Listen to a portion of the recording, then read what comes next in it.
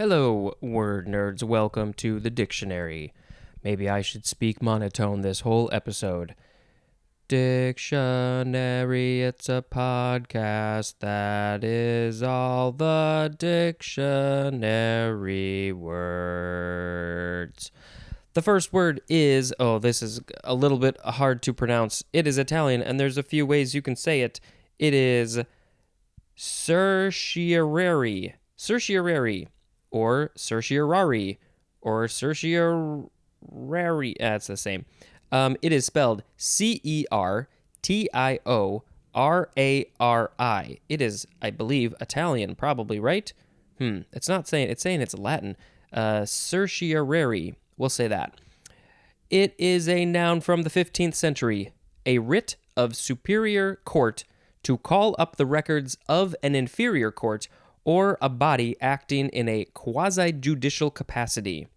This is a very legal term. It is Latin, and it literally means to be informed, and it is from the use of the word in the writ. By the way, the word writ is spelled W-R-I-T. The writ of superior court to call up the records of an inferior court or a body acting in a quasi-judicial capacity. Okay, next is certitude. Noun from the 15th century. 1. The state of being or feeling certain. If you feel very certain about something, you have certitude. Number 2. Certainty or certainty of act or event. And a synonym is the word certainty. Next is cerulean.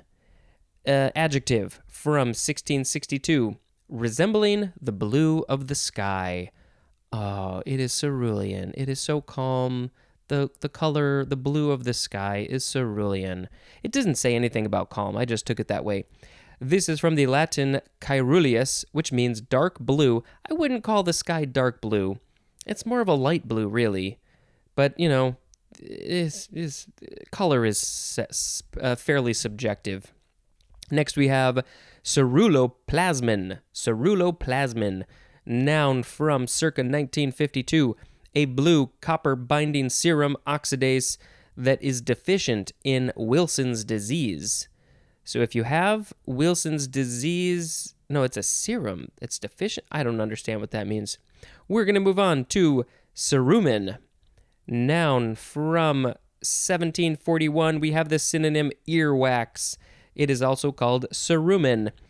Ceruminous is an adjective. So if something is ceruminous, does that mean it is covered in earwax? Not to give too much information, but I think my ears are pretty ceruminous right now. I sometimes have to get them cleaned out, which I can do at home, and I haven't done it in a while. So, hey, I got to do that. This is from the Latin cera, which means wax, akin to the Greek keros, which means wax. Cerumen. That you should just break that out and impress your friends. Next we have ceruse or cirrus.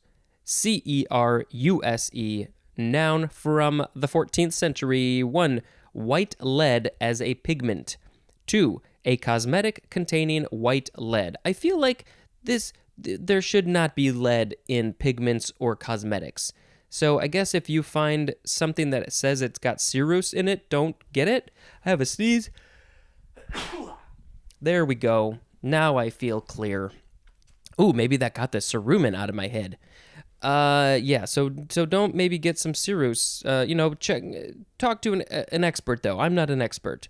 But to me, it seems like these should not have lead in them. Okay, next we have cerussite. Cerussite. I want to say cerussite, but it's saying the emphasis is on the r. Cerussite. Noun from 1850. A colorless or white mineral consisting of a carbonate of lead that occurs in transparent crystals and also in massive form and is a source of white lead. Next we have cervelat or cervelat. So you don't have to pronounce the T at the end because it is French. Noun from 1613, smoked sausage made from a combination of pork and beef. We went from lead to sausage. It's combining pork and beef. Cervelat. And yeah, it's French. Actually, it's obsolete because now it is the word cervala or cervalas. They replaced the T with an S. Cervelas. That's the new word. I don't know why they changed it. Next, we have cerveza or cerveza. Sometimes in Spanish they use a b sound, a b sound instead of a v. Cerveza. Or you can, if you're real Spanish, you'd say cerveza. Cerveza, with a little bit of a lisp. Okay, cerveza. We'll say that because that's way more authentic. It is a noun from 1949. Number 1, we have the 1 definition for the word beer. And number 2, we have the number 4 definition for the word beer. So go back to beer and listen to the number 1 definition and the number 4 definition, and those are the 2 definitions for cerveza. And it is Spanish. It is from the Latin cerveza, which is a kind of beer. Next is cervical, adjective from 1681, of or relating to a neck or cervix. And cervix will be coming up shortly. Next is cervical cap, 2 words, noun from 1923, a usually rubber or plastic contraceptive device in the form of a thimble-shaped molded cap that fits snugly over the uterine cervix and blocks sperm from entering the uterus. You don't want to get pregnant? This is one of the things that you can use to make that not happen. Yes, more people should be using stuff like this. Next, we have cervicitis. Oh, it's got that itis in the end. This is not looking good. Noun from 1889, inflammation of the uterine cervix. I don't know how you can prevent something like that, but, look it up if you got this. And go see a doctor. First and foremost, go see a doctor. Next is cervine, Cervine. This is an adjective from circa 1828 of relating to or resembling deer. Not a deer, just deer in general. All the deers are cervine.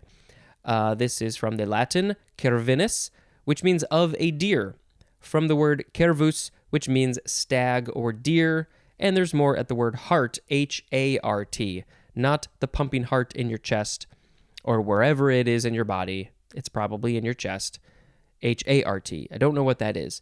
So this is similar to, kids. No, I don't know why I said that.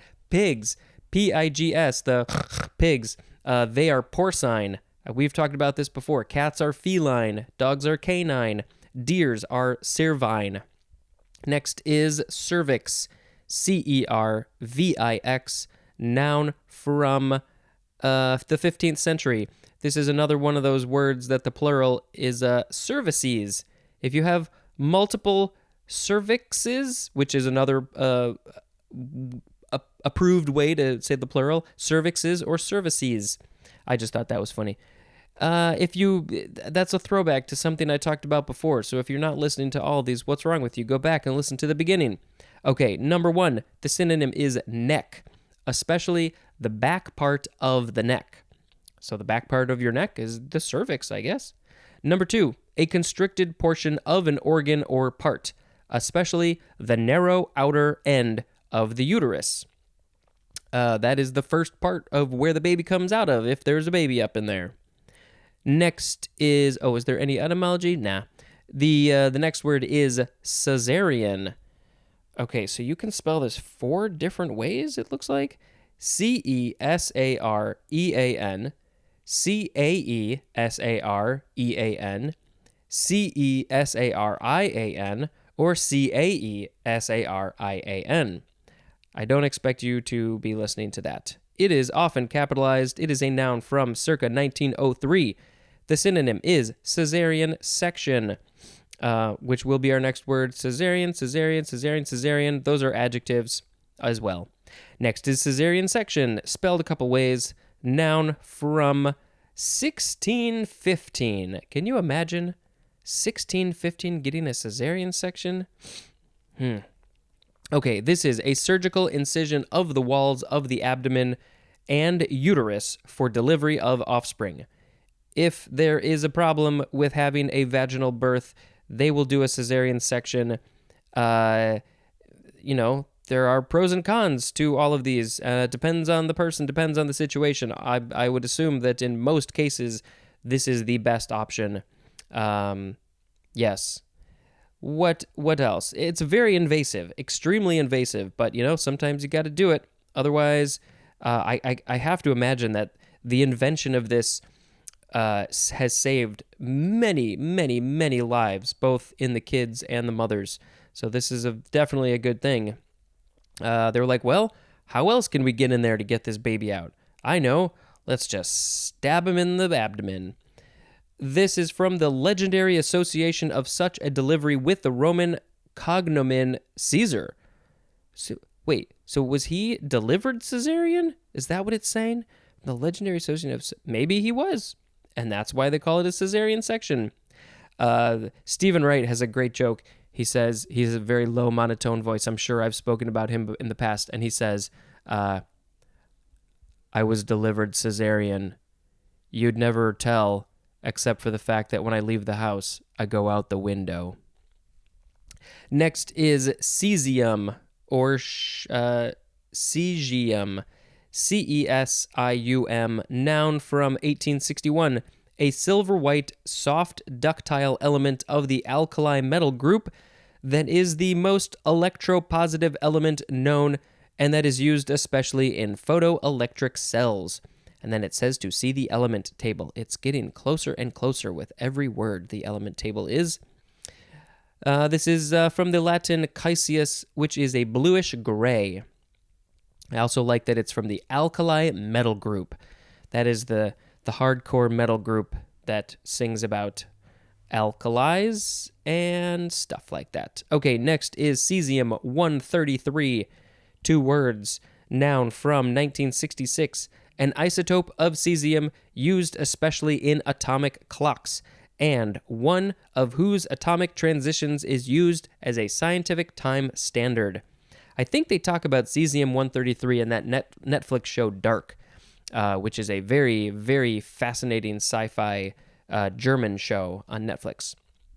All right, and our last word is cess, C-E-S-S, noun from 1830. It is chiefly Irish, and the synonym is luck, L-U-C-K.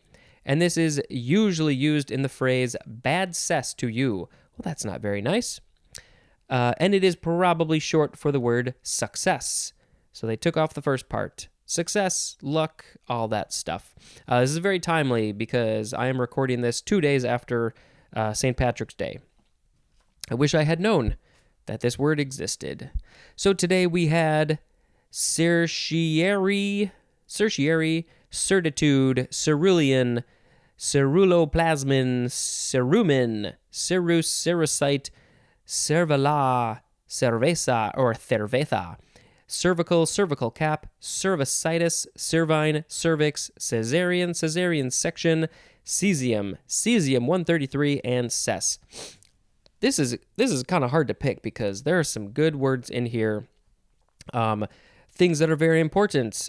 The cervix is very important to human life, and I assume many other forms of life as well. Cesium and cesium-133 are very important to, atomic clocks, and that there's some important words in this section. But for me personally, I think I have to go with cerumen as the word of the episode. C-E-R-U-M-E-N. It's earwax, people. We all got it. We all deal with it. Don't put Q-tips. This is going to be my song.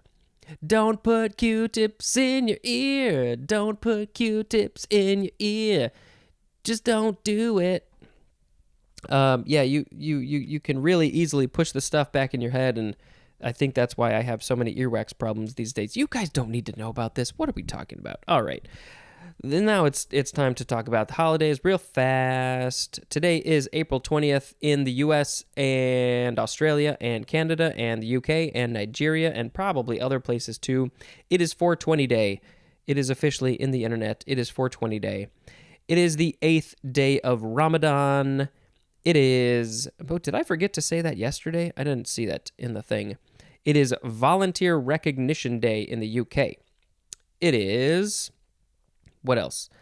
U.S. Chinese Language Day in the UN, or with all the UN, maybe.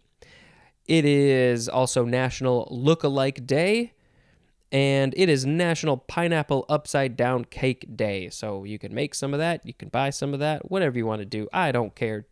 Just be happy and be nice. And don't hurt people, both physically and mentally and emotionally. Please and thank you. All right, we're going to end this there. Thank you very much for listening, and until next time, this is Spencer dispensing information. Goodbye. Hello, word nerds. Welcome to the dictionary. These songs have no melody. They're just a bunch of random notes that happen.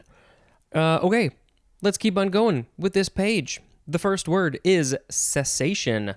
C-E-S-S-A-T-I-O-N. Noun from the 15th century. A temporary or final ceasing as of action. And the synonym is stop. Let's see. This is from the Latin I think it would be cassatio or cassation. And that means delay or idleness. From the verb cassare, and that means to delay or be idle. And there's more at the word cease. Next is session. It is spelled like the word session with an S, but the first letter is a C because clearly we are in the C's in this dictionary, not in the S's. It is a noun from the 15th century, a yielding to another. And the synonym, now I think I'm skipping some lines here. Yes, a yielding to another, and the synonym is concession. Concession. And it's just, short for that. And this is from the Latin verb cadere, which means to withdraw. And there's more at the word cede, C-E-D-E. Okay, next is cesspit. Noun from 1777. This would be a good, band name, album name, something like that. This is a pit for the disposal of refuse. And what is refuse? The example is sewage. Yucky poo-poo. This is combining cesspool and pit, and cesspool is our next word. It's a noun from 1782. 1. An underground reservoir for liquid waste, as household sewage. 2. A filthy, evil, or corrupt place or state, as in a cesspool of corruption. I think of the government in Gotham City seems to be sometimes cesspoolish. I don't know. I don't really follow comics, but I don't know. That's the idea that I get. There's always corruption going on there, right? This is perhaps by folk etymology from the Middle English suspiral. Looks sort of like the word suspicious, it's got those sort of same letters, suspiral. That means vent or tap on a main pipe or settling pool. From the Anglo-French suspiral, which means vent, from suspirare, which means to sigh or exhale. From the Latin suspirare, which literally means to draw a long breath. And there's more at the word suspire. So I think that would be the opposite of respire, right? Respiration. Respiration would be probably breathing in, and suspire is breathing out. I'm not sure. One is one and the other is the other. So that's interesting that it came from that somehow. That's weird. Okay, moving on to cesta, C-E-S-T-A, noun from circa 1902, a narrow curved wicker basket used to catch and propel the ball in high-alai. What's high-alai, you are saying? It is two words spelled J-A-I-A-L-A-I, high-alai. This is a crazy game. I think I maybe saw some people playing it in person when I was younger, like walking by for some reason. I don't remember, but I've definitely seen video on the TV or internet, and it is the fastest game. It is crazy. People get injured. You ever played with those toys when you were a kid? Or maybe you are still a kid, and you hold a handle, and then there's like a curved thing, and you catch the ball with it, and you throw it back. It's like that, except it's the ball is hard, and you're not whipping it at the other person, but you're throwing it at a wall. It's kind of like racquetball or squash, where you throw it against the wall and it comes back and you catch it and you throw it. And I don't really know all the rules. I've never watched it actually, but I've seen it and it's cool. And this thing, there's a picture of it. It looks like sort of like a crab claw at the end of a person's arm. They're actually sticking their hand inside of this. They're not holding on to anything. Their hand goes inside so it doesn't come off, and then it curves way out, and then it sort of comes to almost a point, and it's probably way larger than the things you play with as a kid or an adult. I have been known to play with these as an adult. Don't get me wrong. There's nothing wrong with that. So this literally means, it's Spanish. It literally means basket.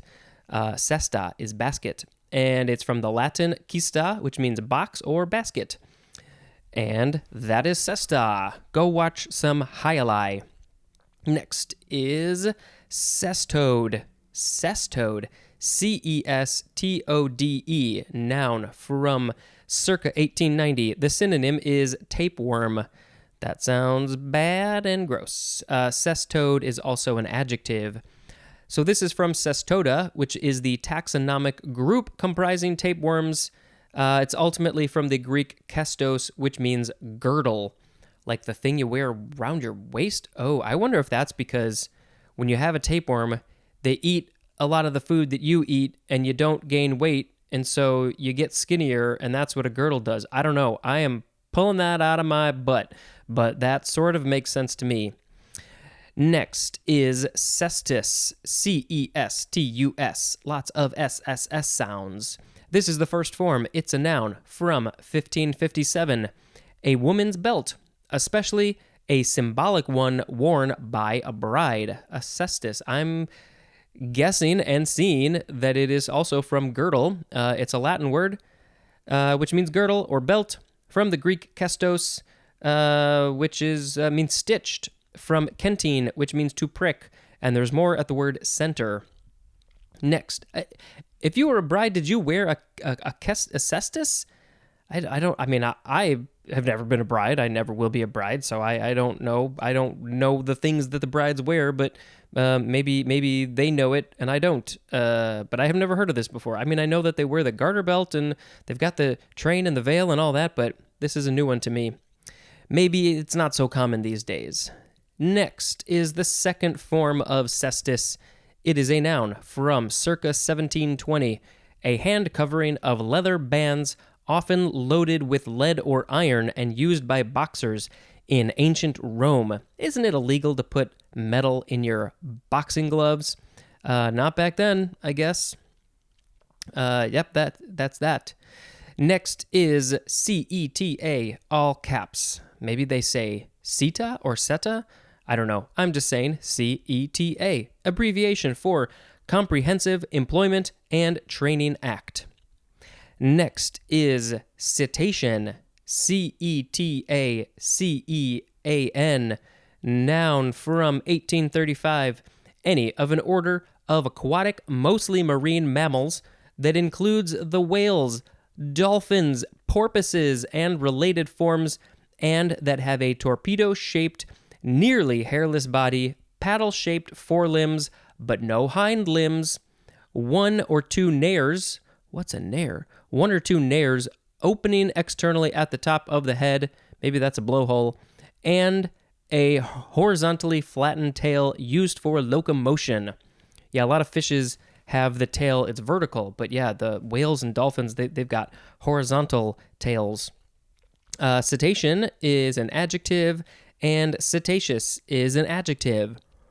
And I've heard this word a lot, and if somebody said to me, what does cetacean mean, I think I probably would want to think of crustacean, which we'll get to in the seas, but no, it's not that. I don't think I would have come up with whales, dolphins, porpoises, and other things like that. Anyway, try and remember that. I'm saying that to me and you. This is ultimately from the Latin cetus, which means whale, and from Greek ketos, that probably means whale too. All right, I love those animals. They're great. Next is cetane, CETANE, noun from 1871, a colorless, oily hydrocarbon, C16H34, found in petroleum. Next is cetane number, 2 words, noun from 1935, a measure of the ignition value of a diesel fuel that represents the percentage by volume of cetane in a mixture of liquid methylnaphthalene that gives the same ignition lag as the oil being tested, called also cetane rating. And then it says to compare to octane number. If you're getting gas, you've probably seen the octane number. You've probably seen 87, 89, 91, 93. I don't know if I'll ever understand what those mean, but this is a different kind of number for a different kind of diesel, fuel. Okay, next is, you can pronounce this a couple of ways, ceteris paribus, or ceteris paribus, I think, or you could say ceteris paribus. Yeah, I think so. Anyway, this is 2 words. The first word, ceteris. The second word is paribus. Ceteris paribus or ceteris paribus or ceteris paribus. Adverb from 1601. This is the definition. If all other relevant things, factors, or elements remain unaltered. Okay, this is New Latin, which means other things being equal.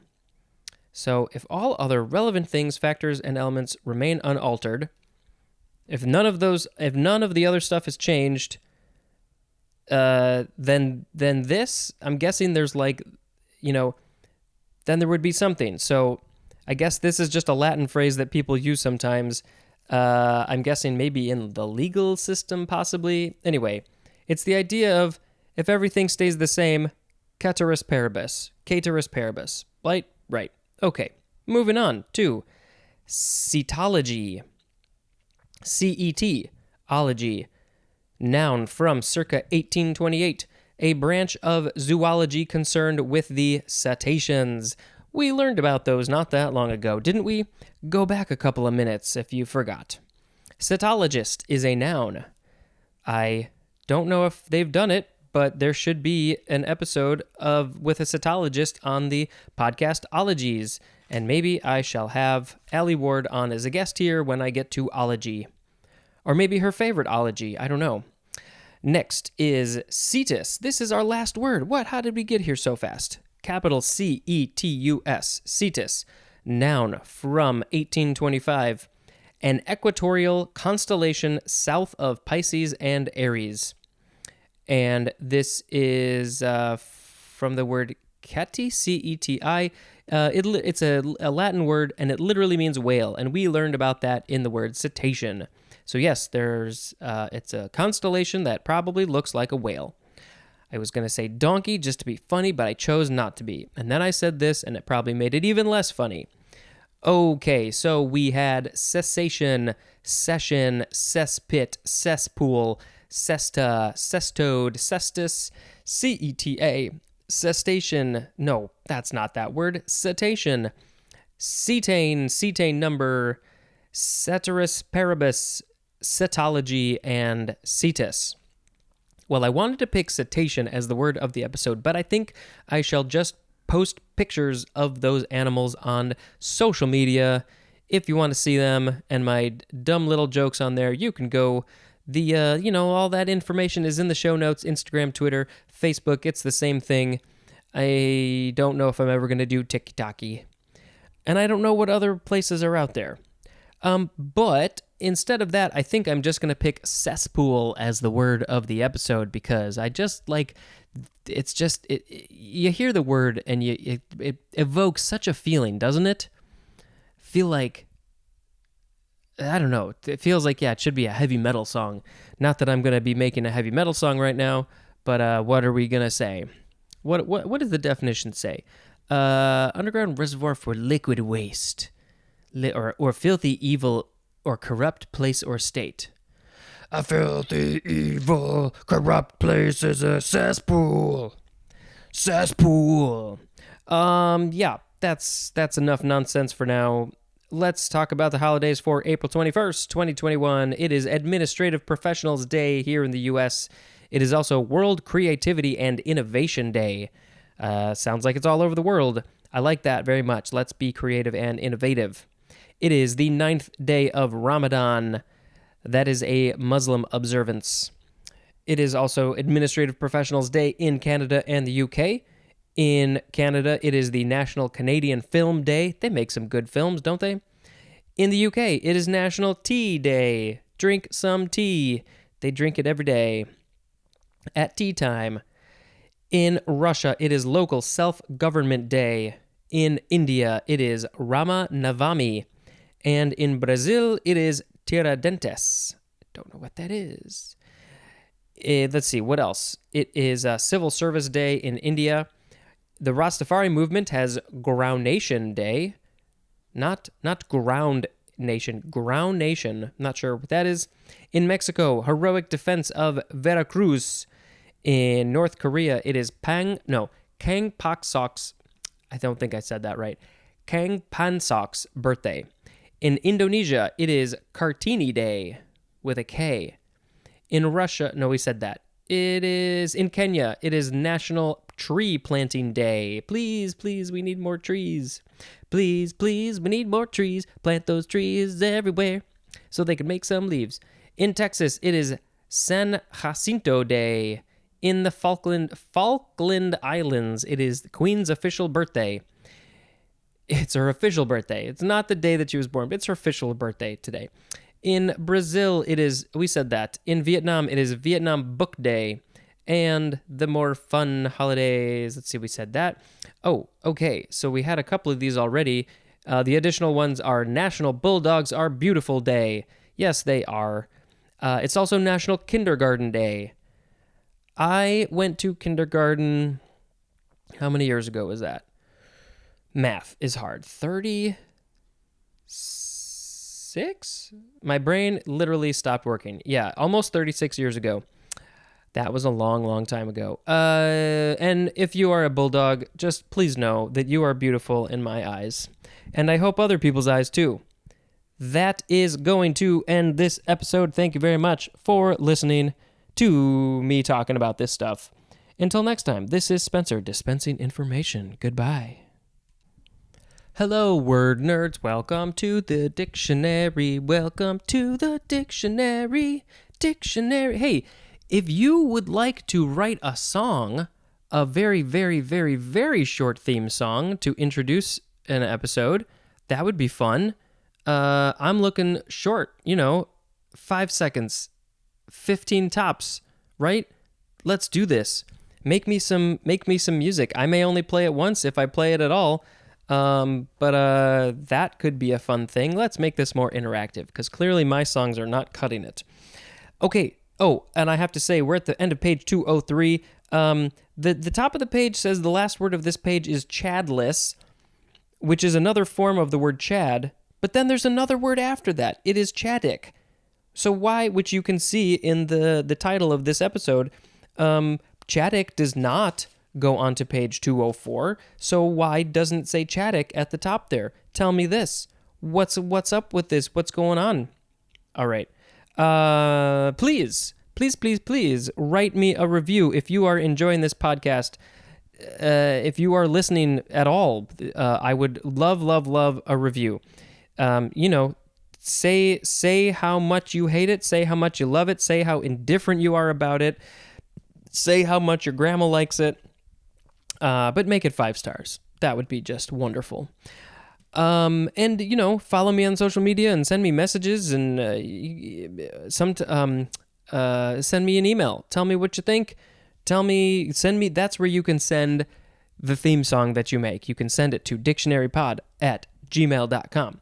Let us talk about these words because we are talking too much. Okay. The first word is cetyl alcohol. CETYL. And then the word alcohol. Noun from 1863. A waxy crystalline alcohol, C16H34O, obtained by the saponification of spermaceti or the hydrogenation of palmitic acid and used especially in pharmaceutical and cosmetic preparations and in making detergents. This is from the Latin word cetus, which means whale. So that's why it's cetil. It starts with that C-E-T. Is from its occurrence in spermaceti? Spermaceti, is that like the sperm whale? Maybe? Seti? Huh, interesting. So the whales are related to this somehow. By the way, I was thinking, how do they decide what words are used enough, are common enough to be in here? I guess this one would be, but there was a lot of stuff. I don't know. I come across some words and I'm like, really? Does this still need to be in the dictionary? Because I have a book sitting next to me about, it's like 6,000 unusual words that most likely aren't in the dictionary. And so I'm actually reading that as Patreon exclusive. So if you want to give me $5 a month, which I will then use once I get to an even point, I will then use that money to pay other Patreons. So you get stuff early, you get exclusives, and then I am passing that along, so I'm not actually making money on this, and I get benefits from other Patreons that I want to support as well. So we all win. But anyway, I'm reading about those unusual words, and you should go buy that book, and you should follow along with me, and it is called The Indispensable Dictionary of Unusual Words by Josefa Heifetz-Birn.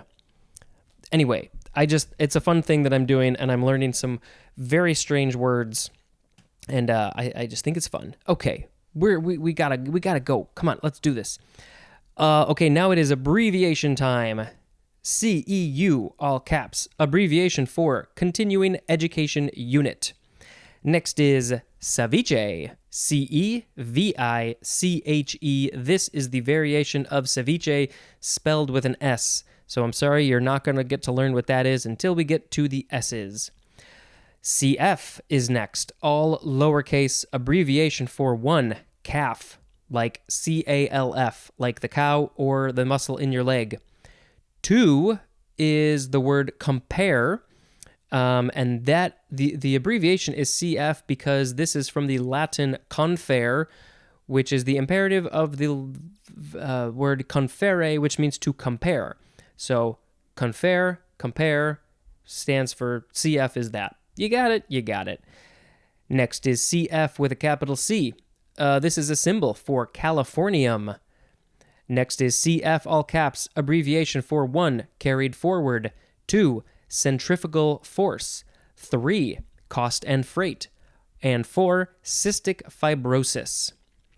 Next abbreviation, CFC, all caps. This is for chlorofluorocarbon. This is a fun word to say. Chlorofluorocarbon. Next is CF. This is an I. CFI, all caps. Abbreviation for 1, certified flight instructor or chief flying instructor. 2, cost, freight, and insurance. Next is CFL, all caps. Abbreviation for 1, Canadian Football League. 2, compact fluorescent lamp or compact fluorescent light bulb. Next is CFM, all lowercase, abbreviation for cubic feet per minute. How fast does a gas fill up an area? I'm guessing that is what it could be used for, cubic feet per minute. Okay, next is CFO, all caps, abbreviation for Chief Financial Officer.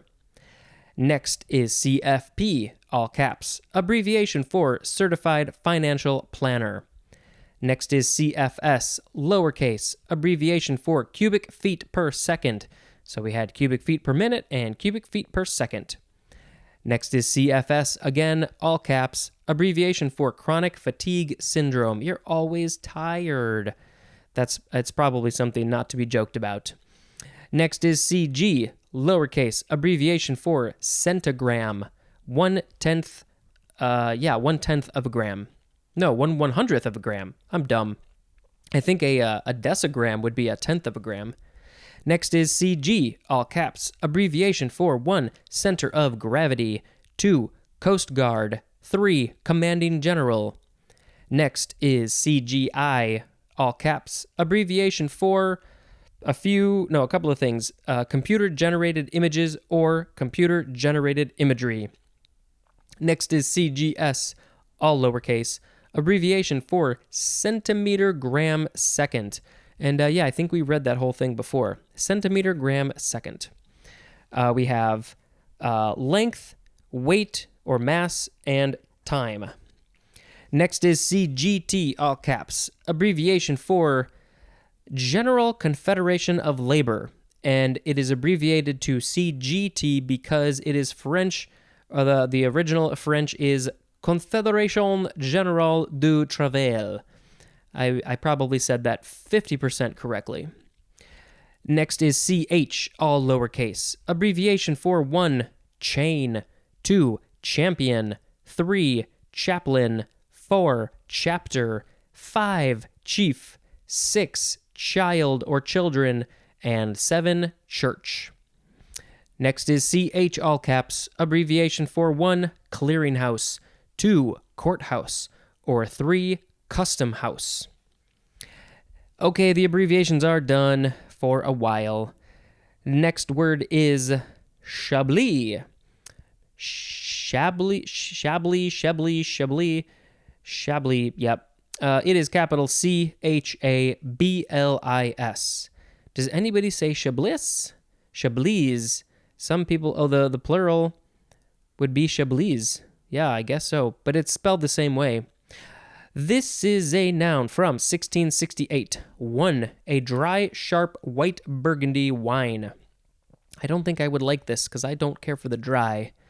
Next is number 2. That's not how I say things here on the podcast. Number 2, a semi-dry, soft, white California wine.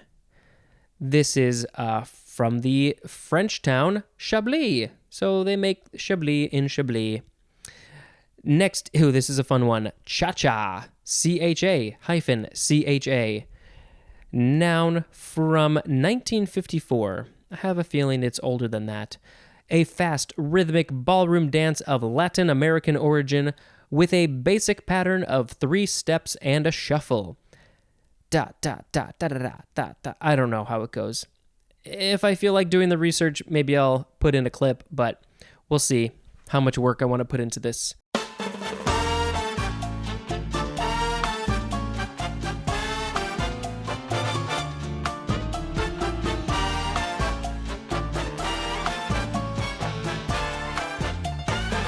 When marimba rhythms start to play.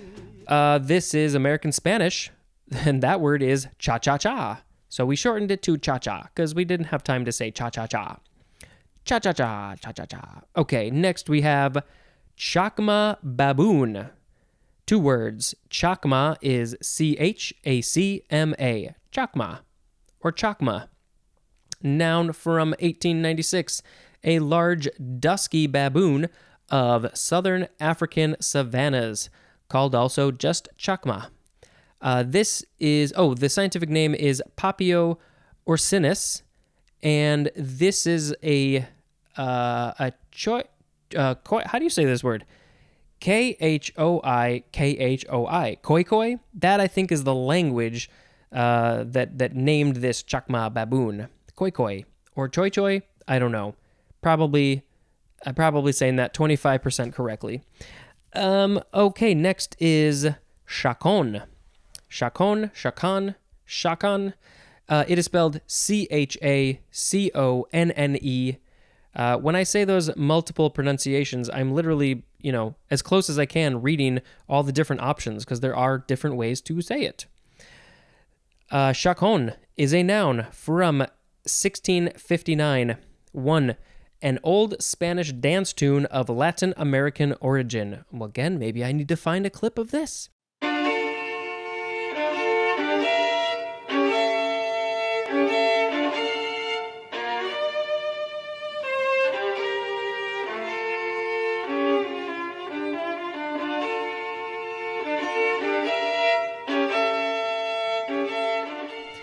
Number 2, a musical composition in moderate triple time, typically consisting of variations on a repeated succession of chords. It's French and Spanish, chacon. Next is Chad. It does not have a capital C, so it is not that Chad guy that you know. This is a noun from 1944. Small, we learned all about Chads 21 almost years ago during a presidential election here in the States between Bush and Gore. It is small pieces of paper or cardboard produced in punching paper, tape, or data cards.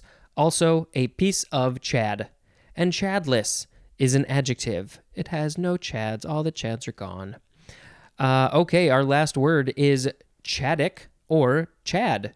Capital C-H-A-D-I-C or just Chad with a capital C again. Noun from circa 1950. A subfamily of the Afro-Asiatic language family. A subfamily of the Afro-Asiatic language family comprising numerous languages of northern Nigeria, northern Cameroon, and Chad. And Chadic is also an adjective. It's a chadjective. That didn't work so well. Okay, so we had cetyl alcohol, CEU, ceviche, CF, CF, CF, CFC, CFI, CFL, CFM, CFO, CFP, CFS, CFS, CG, CG, CGI, CGS, CGT, CH, CH, Chablis, Cha-Cha, Chakma Baboon, Chacon, Chad, and Chadic. Okay, well, I don't think I'm going to pick any of the abbreviations, so that cuts this way down. I think I shall pick Chad as the word of the episode because, I don't know, I just remember being 20 years old and following, and I remember wanting to stay up. It was like I think this was the first time I was able to vote in a presidential election, and I was like, I'm going to stay up I'm going to stay up until the results are in. It shouldn't be too bad, right? And then, of course, like, days go by and weeks go by and they're like recounting and then the whole Chad things comes up and oh my God. If you don't know anything about this, just go watch a YouTube video or something and they'll explain everything. But it was a long time before we knew, very similar to what we just experienced in 2020 with the presidential election, but similar but different.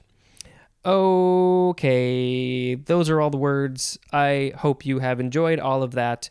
And if you don't want to hear about the holidays, and, I have to sing a song about Chads. Chads are cardboard, and sometimes they come on voter registration. No, I don't know, what do you call those things? Data cards. Chads are paper or cardboard, and they're on data cards. When you punch the thing, and you gotta make sure the Chad goes through, all the way through, and then you'll be Chadless. All right, it is a holiday time. Ooh, it is a big one today. It is Earth Day. Happy Earth Day all over the world. Celebrate the Earth. We really, really, really, really, really need to be celebrating the Earth every single day. Do what you can. Do your part. It's not that hard, really. Do something. It is the 10th day of Ramadan. It is International Girls in ICT Day. I should click on this to see what ICT is. Inspiring young girls to study and pursue technology. So yes, please do that. There's been a big push in that. I know that a lot of women who they were, uninspired or not interested to get into science and technology and things like that because they didn't see people like them in those fields, even though they were maybe interested in it. This goes for all different races and women. It was typically white men who they would see in various fields, and that has been changing a lot, and it is awesome, and those fields are only going to get better because of it, so keep it up. In Serbia, it is Holocaust Remembrance Day. It is also Discovery Day in Brazil. In the United Kingdom, it's a national day of commemoration for the murdered teenager Stephen Lawrence. I don't know about that, but yes, looks like a guy was murdered, and that is very terrible. And in the UK, they have a whole day devoted to him, so that is good.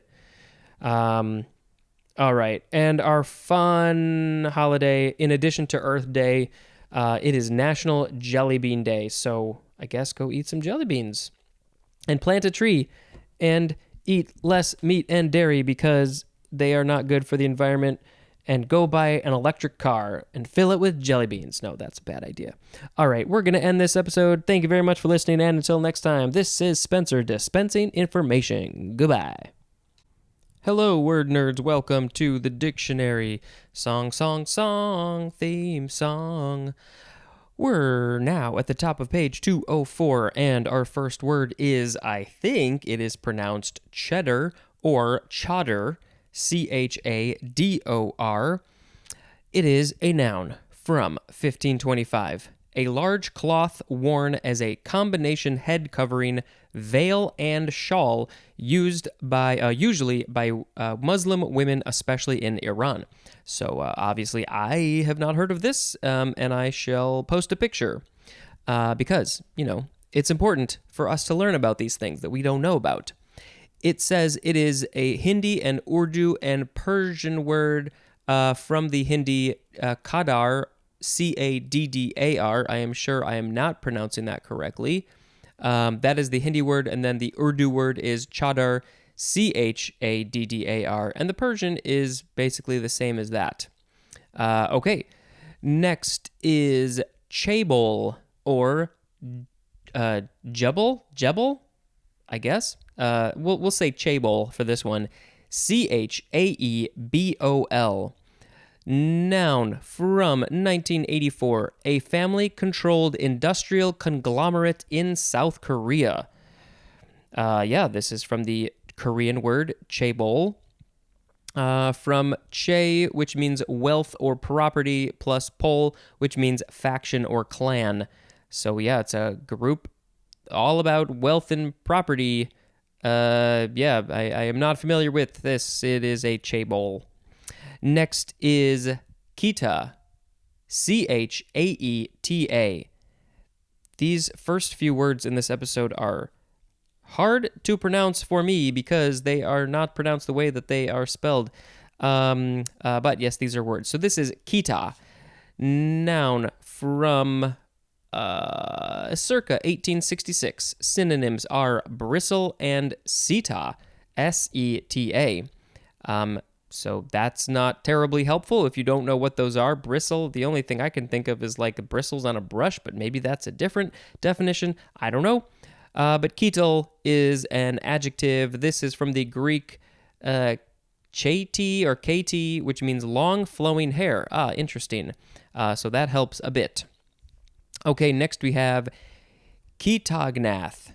Ketognath, I think that's how it's pronounced. It is spelled Chaetognath. Ketognath. Noun from circa 1889. The synonym is arrowworm. And then Chetognath is also an adjective. So what is up with this name? It is from the New Latin Chetognatha, which is a class or phylum name, ultimately from the Greek cheti plus how do you say this word? Nathos, which means jaw. There's a G at the beginning of that word, by the way, nathos. And there's more at the word, the suffix nathis, gnathis. So that probably means jawed or something with jaws. Maybe these arrowworms have jaws. Yeah, I'm sure I read this when we were in the A's, and I just don't remember. But a worm with jaws sounds kind of weird, creepy, and I want to see it. And I don't remember if I posted a picture, but that sounds fascinating. Okay, moving on to the word chafe, Chafe. My cat Audrey is just staring at me like, what are you doing? This is the first form of chafe. It is a verb from the 14th century.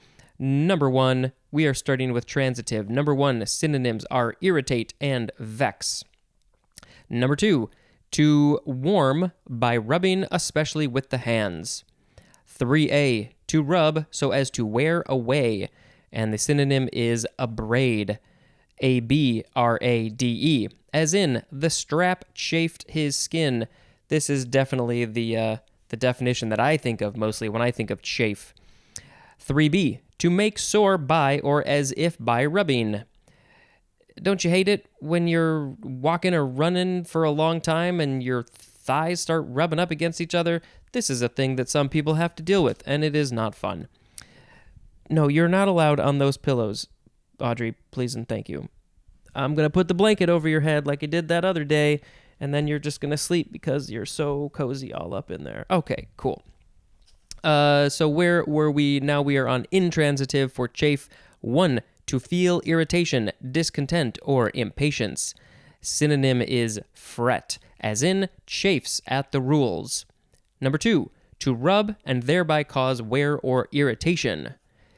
This is from the Middle English chauffen, which means to warm, from the Anglo-French chauffer, from the Vulgar Latin calfare, which is an alternative of the Latin calefacere, which is from the verb calere or calere, which means to be warm, plus facere. So calefacare is from calere and facere.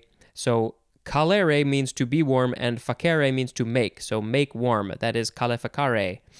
It's a fun word to say. And there's more at the synonyms li and do. By the way, Vulgar Latin, I don't remember what context, just the last day or so I heard the word and I had a thought in my head of like, oh, well, what does vulgar mean in this case? Because I see Vulgar Latin a lot, or sometimes it'll just be in here somewhere. And I think it means like either original or basic or something. I don't know. This is terrible. I shouldn't have said anything because now I think I've just made it more complicated. Okay, moving on to the second form of chafe, noun from 1551.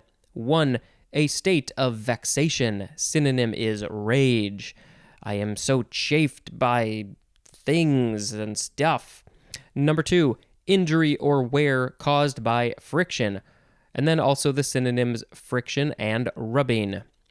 Next is chafer, noun from before the 12th century. Any of various scarab beetles, as of the cockchafer, that feed on leaves and flowers and whose larvae feed on plant roots. So I guess the cockchafer is one of those beetles. So this is from Old English chiafor, probably akin to the Old English chiafel, which means jowl. And there's more at the word jowl, like the neck under your jaw is the jowl. Next, we have the word chaff. So that before we had chafe, now we have chaff, spelled C-H-A-F-F. First form, noun from before the 12th century. 1, the seed coverings and other debris separated from the seed in threshing grain. 2, something comparatively worthless. 3, the scales borne on the receptacle among the florets in the heads of many composite plants. 4, material ejected into the air for reflecting radar waves. And there's a lot of parentheses, so that was the whole definition. But with the parentheses, it says, material as strips of foil or clusters of fine wires ejected into the air for reflecting radar waves as for confusing an enemy's radar detection. That is chaff. Chaffy is an adjective. This is from, the Old High German cheva, which means husk. Now we have the second form of chaff, noun from 1821, light jesting talk, and the synonym is banter. Yes, we are bantering about. It's just chaff. This talk is chaff. Third form of chaff, transitive verb from 1827, to tease good-naturedly. Oh, that was the transitive. I didn't expect there to be an intransitive. It's so short. And then the intransitive is just two synonyms, which say jest and banter. Next is chaffer, first form, noun from the 13th century. It is archaic, and it means a haggling about price. A haggle. So when you are haggling, that haggle is it's a chaffer. We're having a chaffer about the price, I think. So this is from the Middle English chaffare or chaffer, from chep, which means trade, plus fare or fare, which means journey. So trading on a journey. And there's more at the word, cheap and fair. Interesting. when you're trying to make it cheaper, that's all connected. Cool. Okay, next is the second form of chaffer. It is a verb from the 14th century, starting with intransitive. 1 synonym is haggle. 2 is British. To exchange small talk, synonym is chatter. I think that would be similar to the banter that we saw before. Now, transitive, number 1, synonyms are exchange and barter. I think it's interesting that banter and barter are so similar. So when you're bantering about, you're having a barter, you are bartering, you are haggling for what this exchange is going to amount to. Yeah, so you'd never know that these are all related, but they are. Okay, number 2, to bargain for. And chafferer is a noun. Okay, next we have chaffinch or chaffinch. It's chaff and then finch, all one word, noun from before the 12th century. A common European finch, of which the male has a pinkish brown breast. And this the scientific name is Fringilla colebs or celebs, and that is of the family Frangillidae. Frangillidae. This is from the Old English, I'm going to say chief plus fink, which means finch, but it doesn't say what chaff means in that context, but that's okay. It's just a finch. Next we have chafing dish, 2 words, noun from the 15th century. A utensil for cooking or keeping food warm at the table. Let's see, this is from Middle English, chaufen or chaffin, which means to warm. So it's keeping it warm. It's not rubbing the food up against other food to make them irritated. No, it is keeping them warm. It's a different definition. Okay, next we have Chagas disease. Chagas, Chagas's. Chagas's, yes, because there's an apostrophe at the end. Chagas's disease with a capital C. This is a noun from 1912. A tropical American disease that is caused by a trypanosome and is marked by prolonged high fever, edema, and enlargement of the spleen, liver, and lymph nodes. So that sounds pretty terrible. The scientific name of this trypanosome, which I have no idea what that is a Trypanosoma cruzi. This is named after Carlos Chagas, who died in 1934 and was a Brazilian physician. So he was the one who probably, figured out what this very specific disease was and got to name it after himself. Okay, we are now on our last word of this episode. It is chagrin, Chagrin, first form, noun from circa 1681.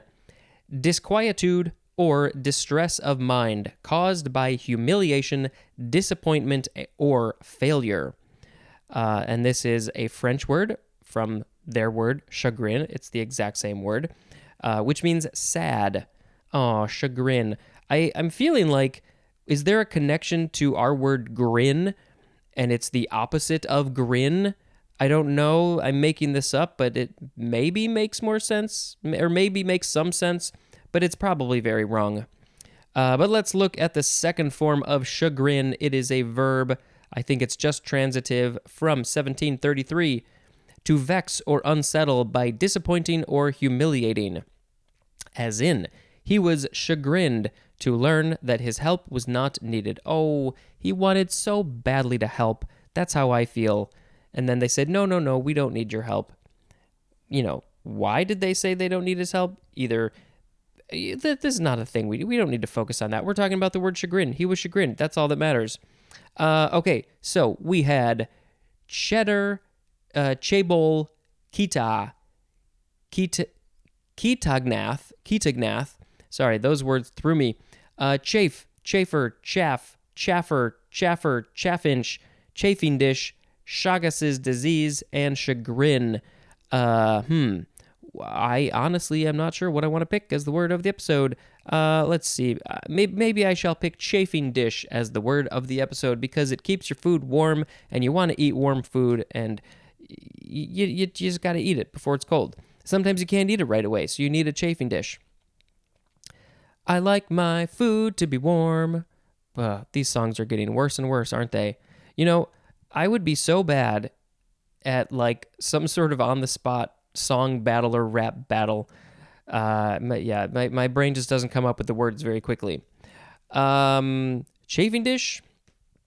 Yeah, these songs can be nonsense, right? Chafing dish, gotta put your food on the table and it gets warm and you put it in a chafing dish. That wasn't great, but that's the standard here that we have at the dictionary. Okay, so today is April 23rd. It is World Book and Copyright Day. It is both the English Language Day and Spanish Language Day. I think those are observed through the UN. So it's both of those. I'm not sure how that's possible, but they put them both on the same day, which I think is kind of silly. It is the 11th day of Ramadan. In the UK, it is Shakespeare Day. It is, in Estonia, Veterans Day. In Spain, National Secretary Day. In Bolivia, Dia del Inventor. So that's Day of the Inventor. Anything else that I have to say? It is Castile and Leon Day in Castile and Leon. In the Conch Republic, Key West, Florida, it is Independence Day. It is, what is this? International Pixel-Stained Techno-Peasant Day. That sounds very techy. In Manipur, it is Konjom Day. In Turkey and Northern Cyprus, it is National Sovereignty and Children's Day. I hope there are people in all of these various places around the world that are listening to this, so they're hearing me shout out their holiday. In China, it is Navy Day. In England, it is St. George's Day. That's that for that. And then what is our more fun holiday? April 23rd. I gotta scroll to it. It is... Oh, no, I don't want to create an account. Thank you very much. It is a few things. It is Day of Silence, and there's a picture of the LGBTQ flag. So Day of Silence is a campaign that seeks to shed light on what many LGBTQ youth experience daily. So that's a big thing. So maybe be silent for a part of today. That would be good. It is also National Cherry Cheesecake Day, National Picnic Day, National Take a Chance Day, and Take Our Daughters and Sons to Work Day. Also, as I said before, I think that was the first one I said, World Book Day. So it's books, and there's a lot going on today. And by the way, it is Shakespeare's Day because, I just remembered this, because not only was Shakespeare born on April 23rd, but he also died on April 23rd. Can you imagine he died on his birthday? That's a rough way to go. Not a rough way to go. I don't know how he died. I don't remember, but to die on your birthday seems odd. Okay, that's going to be it for this episode. Thank you very much for listening, and until next time, this is Spencer dispensing information. Goodbye. Hello, word nerds. Welcome to this podcast called The Dictionary. I really hope you are enjoying this podcast, listening to me talk about these words, which is a very strange thing to do, but I am enjoying this.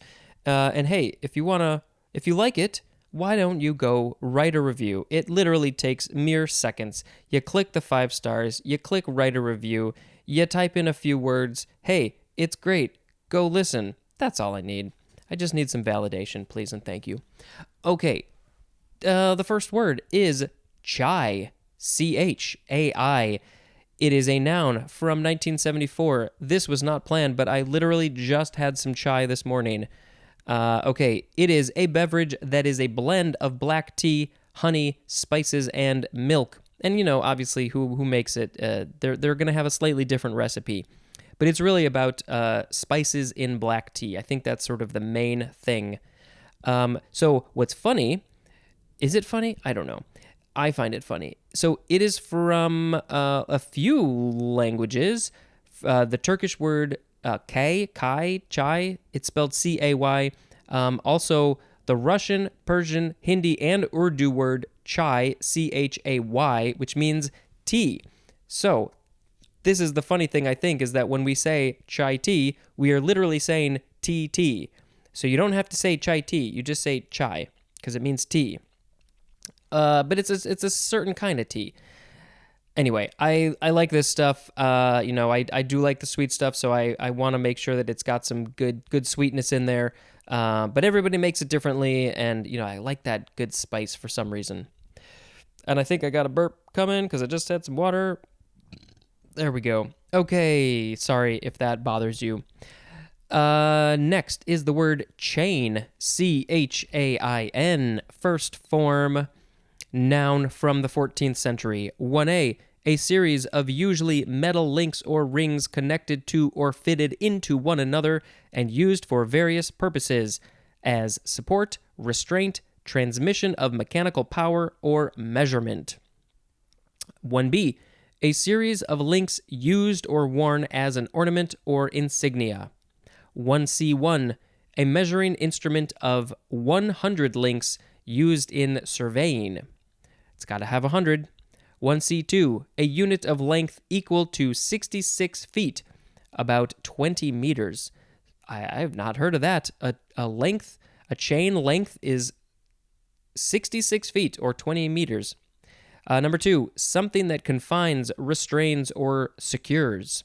3A, a series of things linked, connected, or associated together, as in a chain of events. Also as in a mountain chain. 3B, a group of enterprises or institutions of the same kind or function, usually under a single ownership, management, or control, as in fast food chains. Last night we just watched the documentary The Last Blockbuster, and I have a very strong relationship with movie stores and Blockbuster and independent ones as well. So it really struck me. It was a lot of fun. Anyway, the reason I said that was fast food chains made me think of Blockbuster chains and video store chains. Okay, moving on to 3C, a number of atoms or chemical groups united like links in a chain. This is from Middle English, chain, Cheyne, from the Anglo-French, chaîne, Chaene, don't know how to say that, from the Latin catena, Catena, and that is all it gives me. Second form of chain is a transitive verb from the 14th century. 1, to obstruct or protect by a chain. 2, to fasten, bind, or connect with or as if with a chain. Also the synonym fetter, Fetter. Next is, I think it is pronounced chaîne. You got to emphasize the nay, chaîne. It is spelled Chaine. There is an accent on the E, and there is also an accent on the I. It's the one that looks like a little carrot, a little hat, pointed up. Maybe a little arrow, whatever you want to call that. Chaîne. Noun from 1897, a series of short, usually fast turns by which a ballet dancer moves across the stage. And this is French from I think it's the French verb chaîner, which means to chain. So it's a chain of moves very quickly, and they move across the stage. Okay, next is chain gang.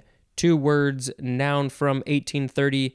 A gang of people, as convicts, chained together especially as an outside working party.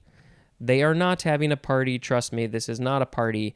This is work, and it is we can almost call it slave labor, I think. I'm sure you still do this in some places, but they're chained together and they have to work, and it sucks, and they're not treated well. Okay, next is chain letter. 2 words, noun from 1905. A letter sent to several persons with a request that each send copies of the letter to an equal number of persons. I don't know how often these get sent out anymore, but I definitely remember as a kid getting these. Oh, if you don't keep this chain going, you're going to get bad luck. But if you do send it to 10 people, you're going to get all the good luck. And I don't think we ever sent it, and I don't think I ever got the bad luck. So, just don't waste the paper, don't waste the postage, and all that stuff. Next is chain link fence. Chain link is 2 words with a hyphen, and then fence is its own word all by its lonesome self. Noun from circa 1927, a fence of heavy steel wire woven to form a diagonal-shaped mesh. This stuff is everywhere. Next is chainmail, 2 words, noun from 1822, flexible armor of interlinked metal rings. Next is chain of command, 3 words, 1898. It is a series of executive positions in order of authority, as in a military chain of command. Next is chain pickerel. Is that how you say it? 2 words. Pickerel is Pickerel, noun from 1887. A large greenish-black pickerel, sorry, I'm yawning a little bit, with dark markings along the sides that is common in quiet waters of eastern North America. This is from the markings that resemble chains on its side. That's why it's a chain pickerel. Next is chain reaction. 2 words, noun from circa 1902. 1A, a series of events so related to each other that each one initiates the next. You know, all of life is this. Everything is cause and effect. Literally everything is a chain reaction. Ever since the Big Bang, it's just been one big chain reaction of stuff. Whether you're aware of it consciously or not, it is. 1B, a number of events triggered by the same initial event. 2, a self-sustaining chemical or nuclear reaction yielding energy or products that cause further reactions of the same kind. And chain react with a hyphen is a transitive, no, it's an intransitive verb. Oh man, those yawns are back. I don't know why. Let's shake it out. Okay, next is chain rule. 2 words. This looks mathy and long. It is a noun from circa 1937. A mathematical rule concerning the differentiation of a function as this function, which I shall read to you later, by which, under suitable conditions of continuity and differentiability, one function is differentiated with aspect to the second function considered as an independent variable, and then the second function is differentiated with respect to its independent variable. It may not be as complicated as that made it sound, but that is technically correct, I guess. I have no idea what a chain rule is. By the way, the function that it lists is f, and then in brackets, wow, there's so many different things going on. In brackets, there's u next to an x, and the x is in parentheses. So maybe we should start from there. There's an x in parentheses. Next to it is u, so u times x. And then that whole thing is in brackets, and then there's an f, like the letter F, as in Frank. That's next to that whole thing, so I guess that's being multiplied by the product of u and x. So that's that. Also, I think it's kind of funny that it says it's a mathematical rule concerning the differentiation of a function of a function. That's literally said twice, so I don't know if that's a mistake or if it's correct, but it's probably correct.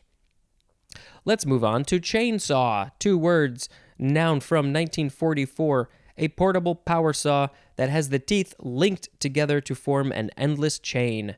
It goes on and on forever. Chainsaw, as one word, is a transitive verb. I'm going to chainsaw that tree with this chainsaw. Next is chain smoke. 2 words with a hyphen. It's a verb from 1890 starting with intransitive.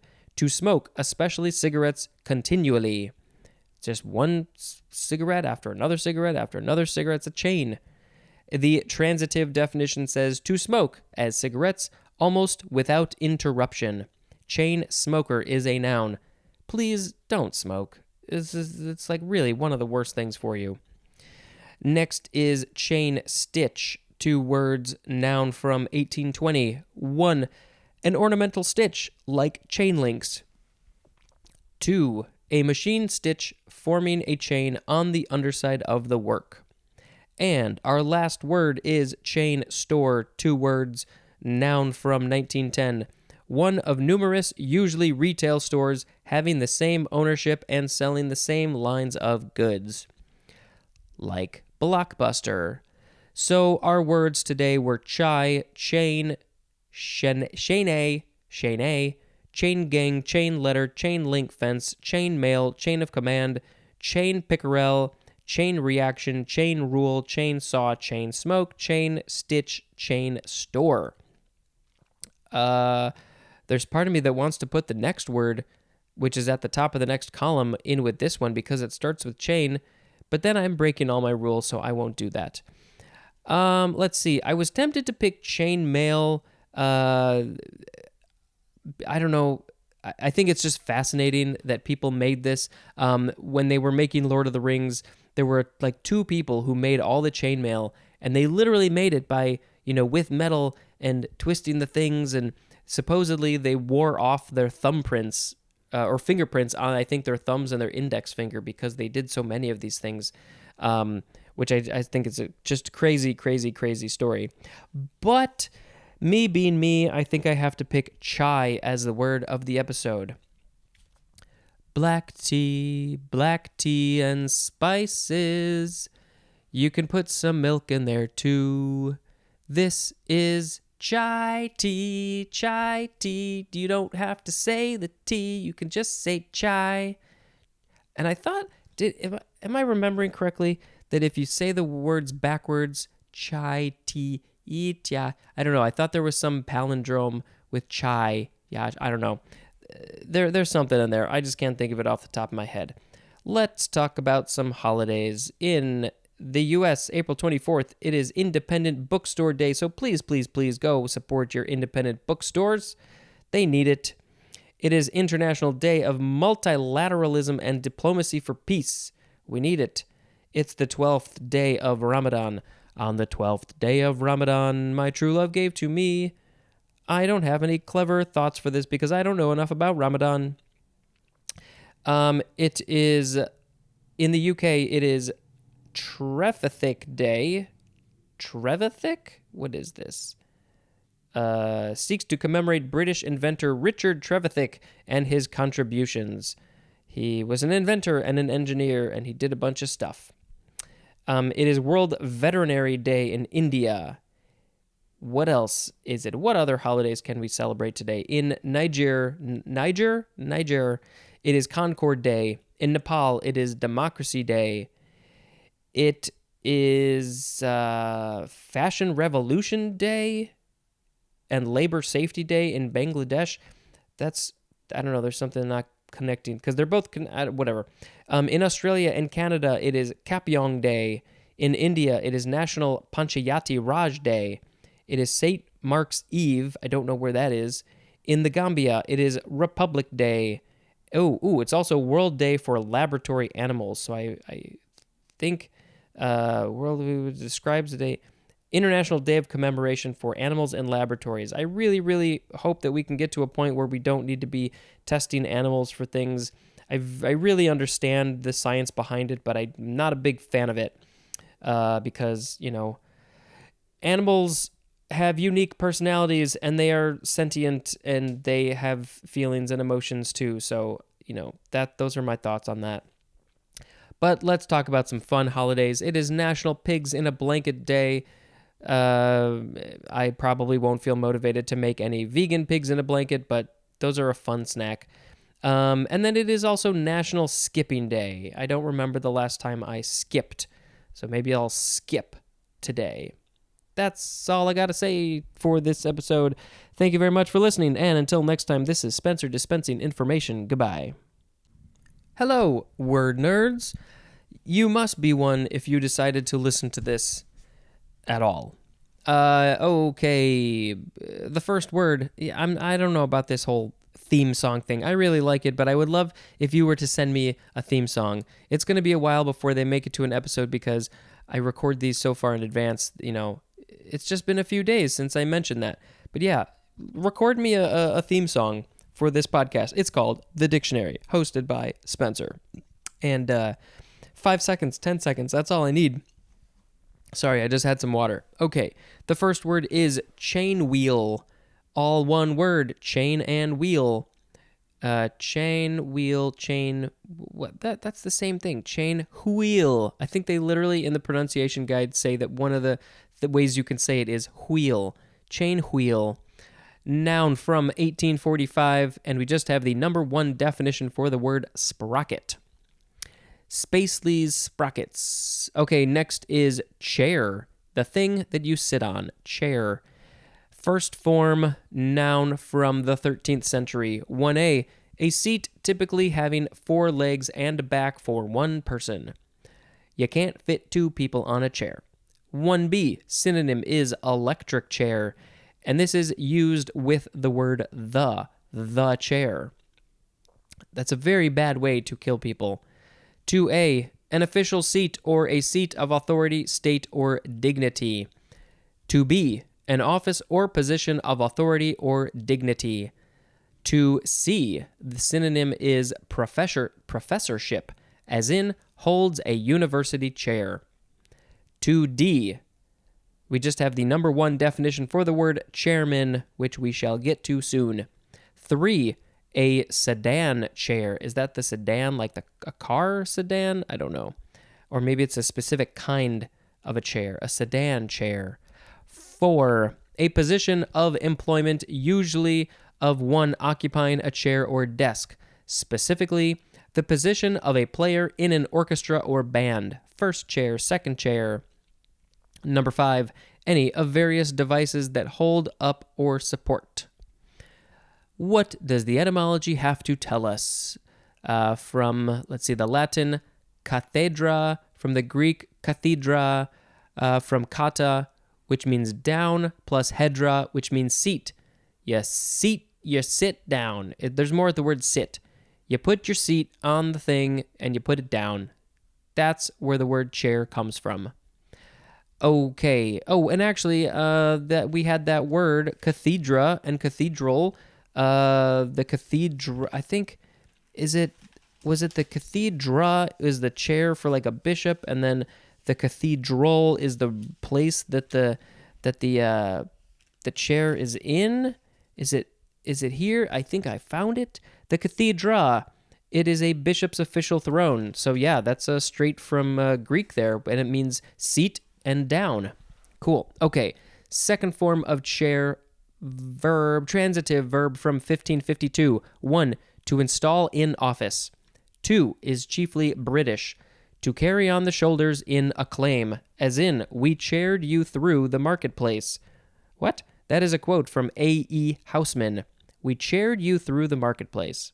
It's clearly very British because I can't understand it. Number 3, to preside as chairman of. Next is chair car. 2 words, noun from 1880. 1, a railroad car having pairs of chairs with individually adjustable backs on each side of the aisle. I just love pairs of chairs. We got pairs of chairs on this chair car. This chair car has pairs of chairs. And then number 2, the synonym is parlor car. Parlor car. There's a parlor car and there's pairs of chairs. Why do I love rhyming so much? Okay, next is chairlift. 1 word, noun from 1940. A motor-driven conveyor consisting of a series of seats suspended from a cable and used for transporting skiers or sightseers up or down a long slope or mountainside. You get such great views from the chairlift. Next is chairman. 1 word, first form noun from 1592. 1a, the presiding officer of a meeting, organization, committee, or event. 1b, the administrative officer of a department of instruction, as in a college. 2, a carrier of a sedan chair. Oh, there's sedan chair again. Chairmanship is a noun. Next is the second form of chairman, verb, transitive verb from 1888, and we just have the number 3 definition for the word chair. Doesn't say if it's first form or second form. It's either a sedan chair or to preside as chairman of. But that is the second form of chairman. Oh, well, I could probably figure this out if yes, to preside as chairman of. That is the second form of chairman. Chair looks so weird now. That's not a real word, is it? I guess it is. Okay, next is chairperson. Yay. We need more of these. Noun from 1971, and it's just the first definition for the word chairman. We also have chairwoman. Clearly, women can be chairs of things. This is a noun from 1685. Ooh, that's pretty old. That's good. A woman who serves as a chairman. Well, wouldn't they be serving as a chairwoman and not a chairman if they're a chairwoman? It should say a woman who serves in the seat of a chair or something, right? Okay. Next is chaise. It is spelled chaise, but it is pronounced chaise. Noun from 1701. 1. Any of various light horse-drawn vehicles. As 1A, a two-wheeled carriage for one or two persons with a folding top. 1B, the synonym is post-chaise. Post means after, so if there's something after the chaise, or is the chaise after something else? Maybe it's after the horses. I'm not sure. But then we have number 2. The synonym is chaise lounge, which, whoa, is that how you spell lounge? No, it's chaise long. Aha, chaise long. Because it is spelled Longue. It's like tongue with an L, and it's pronounced long. And tongue, you'd say chaise long? Long? It's similar, but it's not the same. Chaise long. What about the etymology for chaise? It is French, and it means chair or chaise. Alternative of Old French, chair, which means chair.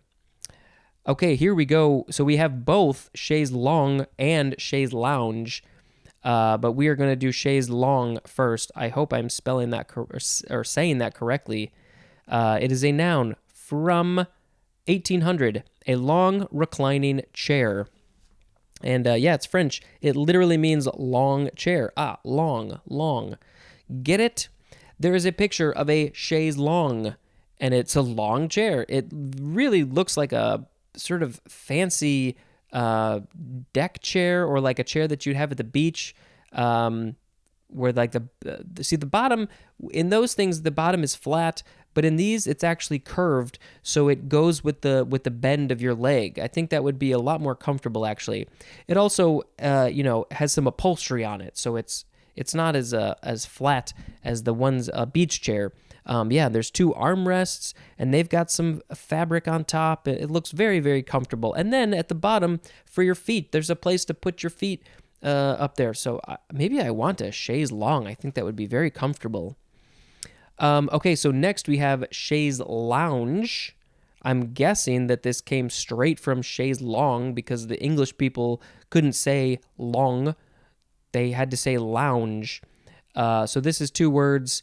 Noun from circa 1906, and of course we just have the synonym chaise longue. It's just a long chair. The etymology says this is by folk etymology. I'm still not entirely sure what that means, but yes, it is from the French chaise longue. Next is chakra. You could say chakra or just chakra. Chakra. Noun from 1888. Any of several points of physical or spiritual energy in the human body according to yoga philosophy. This is from the Sanskrit word. It's spelled kakra, Cakra, but maybe they pronounced it chakra. That literally means wheel, the wheel. And there's more at the word wheel.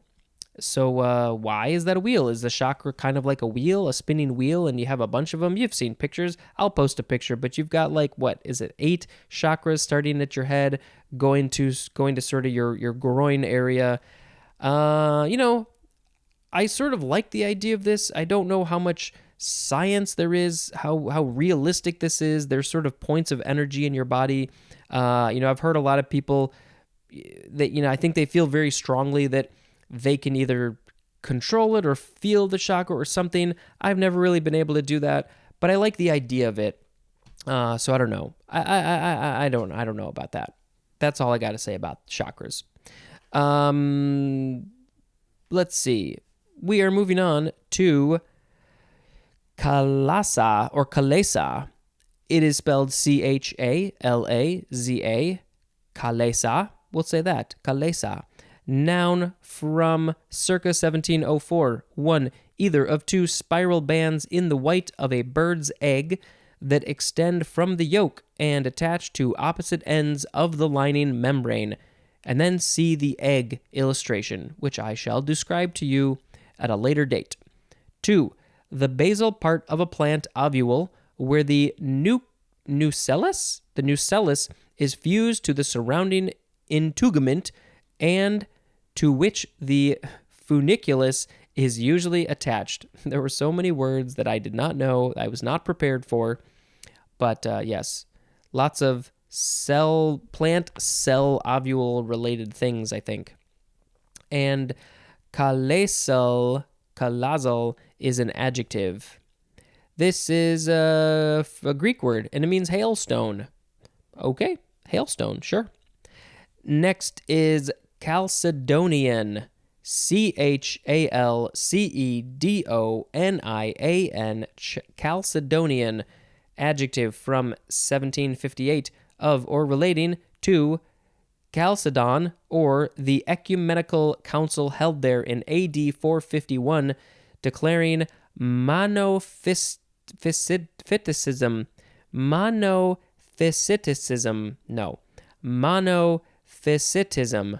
heretical.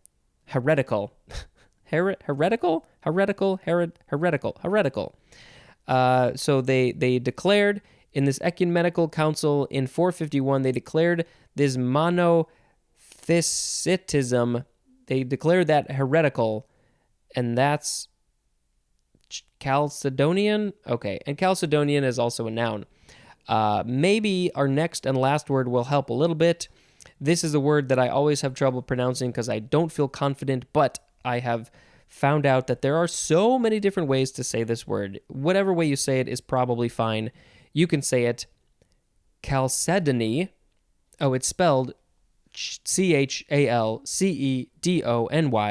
You can say it Chalcedony, Chalcedony, Chalcedony. Yeah, there's a number of ways. I'll just say Chalcedony. Noun from the 13th century, a translucent variety of quartz on various colors and waxy luster. And chalcedonic or chalcedonic is an adjective. And then, yeah, this is just from the, Middle English, chalcedonic, which is a precious stone, from Greek, chalkidon, which is chalcedon. That are all the words. So today we had chain wheel, chair car. I wanted to say car chair. Chair car, chair lift, chairman, chairperson, chairwoman, chaise long, chaise lounge, chakra, kaleza, Chalcedonian, and Chalcedony. Well, I really like this chaise long, I should say. Maybe I'll post a picture. But I think, personally, I don't know. I think even though I said some weird stuff about it, I think I'm going to pick chakra as the word of the episode because I just find this whole idea fascinating.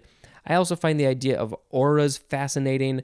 And while I personally don't have any experience with those, I don't see those, I don't feel chakras, or I don't know. It's just a fascinating idea to me. So I don't know. It's just cool. I guess I have to sing a song about chakras. There are many chakras in the body. They range all the colors and all the energies. And I will figure out which chakra I need to work on and how to do it. All right. So today is April 25th. Today is the Academy Awards in the U.S., and I'm sure lots of other countries will be watching. That will be fascinating to see how they do that. I have not watched any award shows, I don't think, since the pandemic started, so I'm not sure what's going to happen. But, I always watch the Oscars, so I will probably watch. We just recently, just in the last few days, I'm recording this on March 21st, we just started watching, making a point to watch the Oscar nominations because we've been very bad this year about being up to date on what movies are out and stuff. So yeah, we got a little bit of work to do, but we've been watching. Last night we watched Sound of Metal, which I definitely strongly suggest that people watch it. It is not without its sort of weird holes and issues, but that being said, you should watch it, and especially if you don't know anything about deaf culture. It's about a drummer, heavy metal drummer, who loses his hearing and the journey that he goes on. Yeah, it's just a really fascinating story. I don't think it's specifically, actually, it might be based on somebody specific, but it's a tough thing to go through, and I think that you will have a better appreciation for the deaf community after watching it. So I highly recommend that. What else? It's the Billboard Awards. Why are the Billboard Awards on the same day as the Academy Awards? It is International Delegates Day. It is DNA Day. The Emmy Awards are today too? No, that's not possible. Why would that happen? This might not be up to date. It is World Malaria Day. It is World Penguin Day. It is the 13th day of Ramadan. It is Anzac Day. It doesn't tell me where. In Portugal, it is Liberty Day. It is in Italy, Liberation of Italy. What else? Day of the Åland flag in Finland. In India, it is Mahavir Jayanti. In France, it is Remembrance Day of Deportees. What else? Am I on the correct day? I am on the correct day. It is in Iraqi Kurdistan, the anniversary of the first cabinet of Kurdish government. Oh, Anzac Day is Australia and New Zealand. In Germany, it is Arbor Day. In the Faroe Islands, it is Flag Day. I was going to say Frag Day. Liberation Day in South Georgia. North Korea has Military Foundation Day. It is Parental Alienation Awareness Day. Wow. It is Red Hat Society Day. There are so many things today. In Egypt, it is Sinai Liberation Day. And then there are some fun holidays. And there is, again, a bunch of them. Some of these I will be repeating. Anzac Day. Kiss and Make Up Day. So if you went the whole year and you were arguing about something, now is the day that you can kiss and make up. National DNA Day. National Drug Take Back Day. Drug Take Back Day? National Hairstylist Appreciation Day. So if you get your hair stylized, go appreciate the hairstylist who stylizes your hair. National Hug a Plumber Day. I don't know, maybe not after they worked on your sewer pipes, but maybe beforehand you can hug them if they let you, and if you're all vaccinated. National Pet Parents Day. I am a pet parent. It is National Telephone Day. Maybe play the game telephone. And, as I said before, World Malaria Day. All good things to celebrate. That is going to end this episode. Thank you very much for listening. And until next time, this is Spencer dispensing information. That was my neck crack. Goodbye. Hello, word nerds. Good morning, good afternoon, good evening, good night, whatever time of day you are listening to this. I hope it is a very good portion of your day. And all the other portions were terrible. But right now is a good part of the day because you are listening to the best podcast ever, The Dictionary. Clearly, if you're listening to this, you must like it. So go write me a review. Tell other people about it. Go share it around. Subscribe. Write me a message. Write me a theme song, a 5 or 10 second theme song about, it's the dictionary, it's the best podcast, it's the guy reading the dictionary. You can also just talk to me and email me and message me if you so like to do that. Okay, so let's talk about the words in this episode. The first word is chalcid, Chalcid, chalcid, noun from 1893. Any of a superfamily of mostly minute wasps parasitic in the larval stage on the larvae or pupae of other insects. And chalcid is also an adjective. What is the superfamily? It is Chalcidoidea. And this is probably from the Greek chalkos or kalkos, which means copper or bronze. Maybe they have a sort of copper bronze color to them, maybe? Next is chalcocite. Chalcocite. I have to readjust this to be more comfortable. This is a noun from 1868, a black or gray lustrous metallic mineral that consists of a sulfide of copper and is an important copper ore. We don't need the etymology for this. Next is chalcogen, noun from circa 1961. Any of the elements oxygen, sulfur, selenium, and tellurium. That's just those. They are chalcogen. Okay, this is from the chalk prefix. Where I lost my place. From the chalk prefix, which means bronze or ore, which is from the Greek chalkos plus gen. This is from the occurrence of oxygen and sulfur in many ores. Next, we have chalcogenide. Chalcogenide, yeah, it's probably related. Noun from 1945, a binary compound of a chalcogen with a more electropositive element or radical. Next is chalcopyrite. Chalcopyrite, noun from 1835, a yellow mineral that consists of a sulfide of copper and iron and is an important copper ore. Yep, good for that. Next is chaldaic. Chaldaic, yeah. Capital CHALDAIC, adjective or noun from 1655, and the synonym is Chaldean. Chaldean, yes, which is our next word. So Chaldaic, Chaldean, same thing pretty much. This one is a noun from 1561. 1a, a member of an ancient Semitic people that became dominant in Babylonia. 1b, the Semitic language of the Chaldeans. Chaldeans, that's all good. Number 2, a person versed in the occult arts. Ooh, they're called a Chaldean too.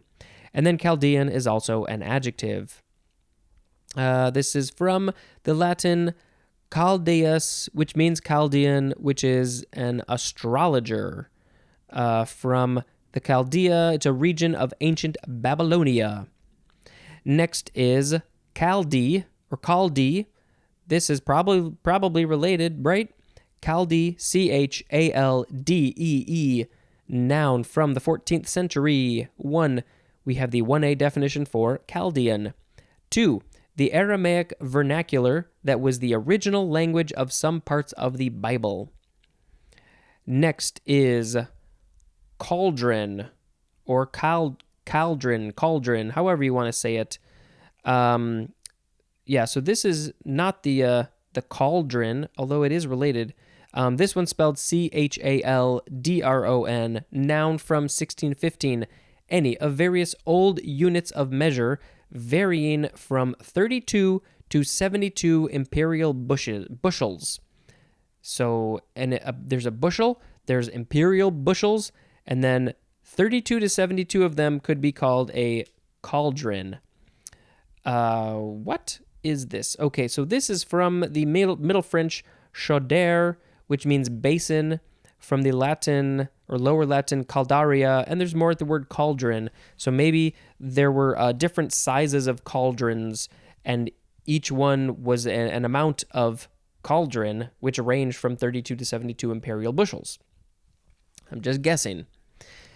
Next is chalet, or chalet. Chalet, chalet, noun from 1782. 1, a remote herdsman's hut in the Alps. 2a, a Swiss dwelling with unconcealed structural members and a wide overhang at the front and sides. 2b, a cottage or house in chalet style. And this is a French word if you couldn't tell. Next is chalice, Chalice, noun from the 14th century. 1, a drinking cup. Synonym is goblet, especially the Eucharistic cup. Is that the one, the Eucharistic, is that the thing in the church? Is that the Eucharistic cup? Maybe. Number 2, the cup-shaped interior of a flower. It's the chalice. That's that. Next is chalk. Chalk. Some people maybe say chalk, but I say chalk.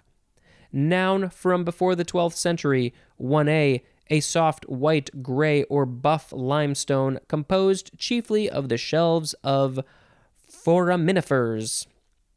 1b, a prepared form of chalk or a material resembling chalk, especially when used as a crayon. And then it is used as for writing on blackboards. 2a, a mark made with chalk. The mark is called chalk. That's kind of a stretch.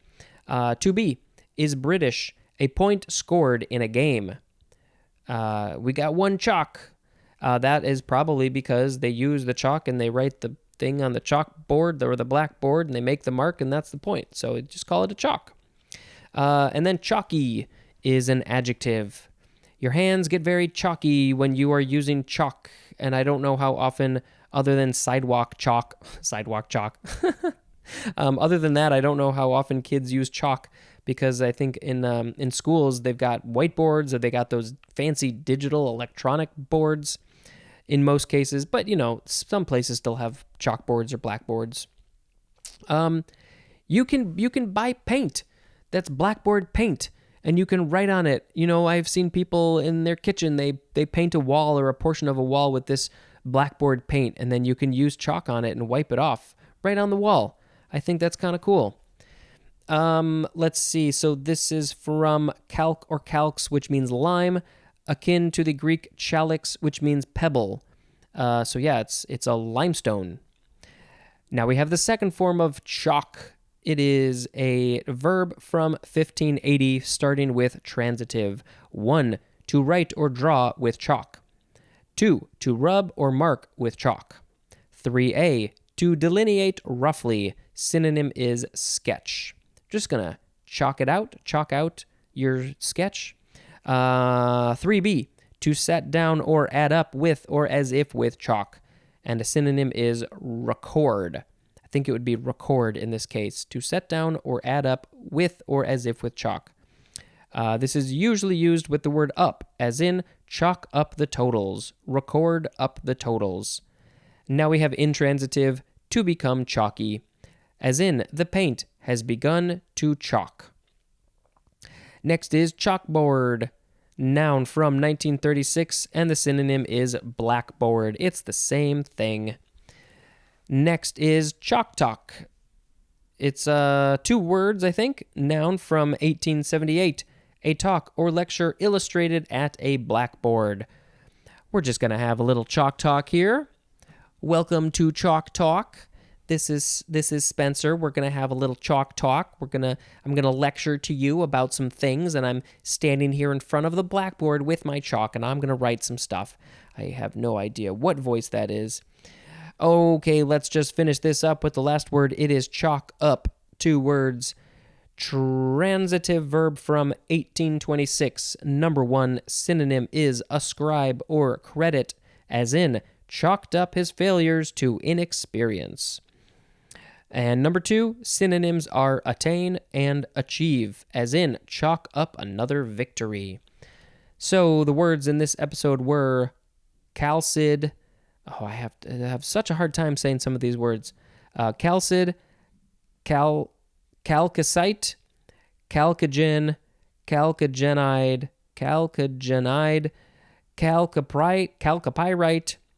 chaldaic, Chaldean, Chaldy, cauldron, chalet, chalice, chalk, chalkboard, chalk talk, and chalk up. Which one do I like? Maybe just chalk talk, because I think it's kind of funny. Chalk talk, it's the chalk talk, it's the show. It reminds me of Coffee Talk. Did Coffee Talk have a theme? I think it did, with Linda Richmond. This is Chalk Talk. It's a show where we talk about chalk all day, all night.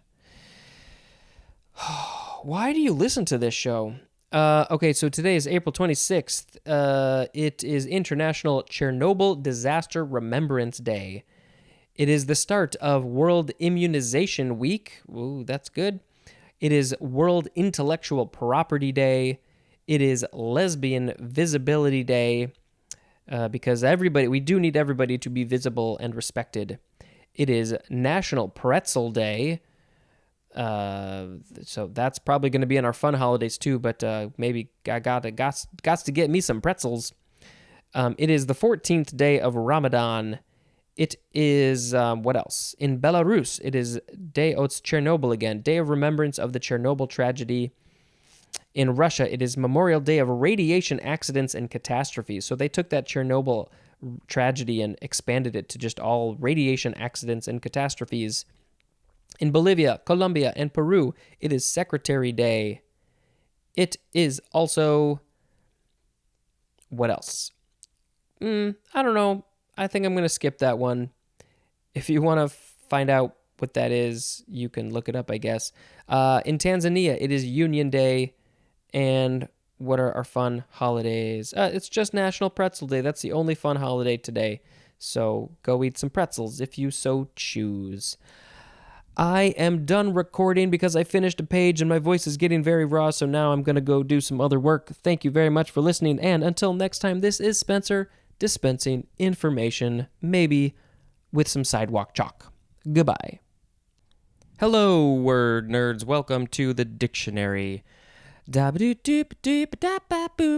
Okay, so this one might be a little bit quick. I've got something in 15 minutes, so let's make this 15 minutes or less. First word is hala. You can say kala or hala, or some people like to say chala, Challah, or you can take off the H at the end, or you can you can take off the C at the beginning. This is a noun from 1907. Egg-rich, yeast-leavened bread that is usually braided or twisted before baking and is traditionally eaten by Jews on the Sabbath and holidays. I am recording this on the day that we are celebrating Passover, so it's very appropriate for the day that I'm recording this. This is a Yiddish word. They spell it Khale from the Hebrew Hallah. Challah.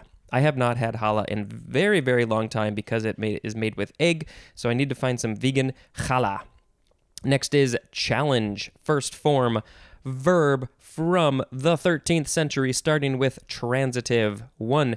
To demand as due or deserved. Synonym is require, as in an event that challenges explanation. 2. To order, to halt, and prove identity, as in the sentry challenged the stranger. 3. To dispute, especially as being unjust, invalid, or outmoded. Synonym is, this is a fun word, impugn. Impugn. I'm going to assume that's pronounced impugn, as in new data that challenges old assumptions. 4. To question formally the legality or legal qualifications of, as in challenge. Whoa, something weird happened. I think I swallowed some phlegm. Challenge a juror.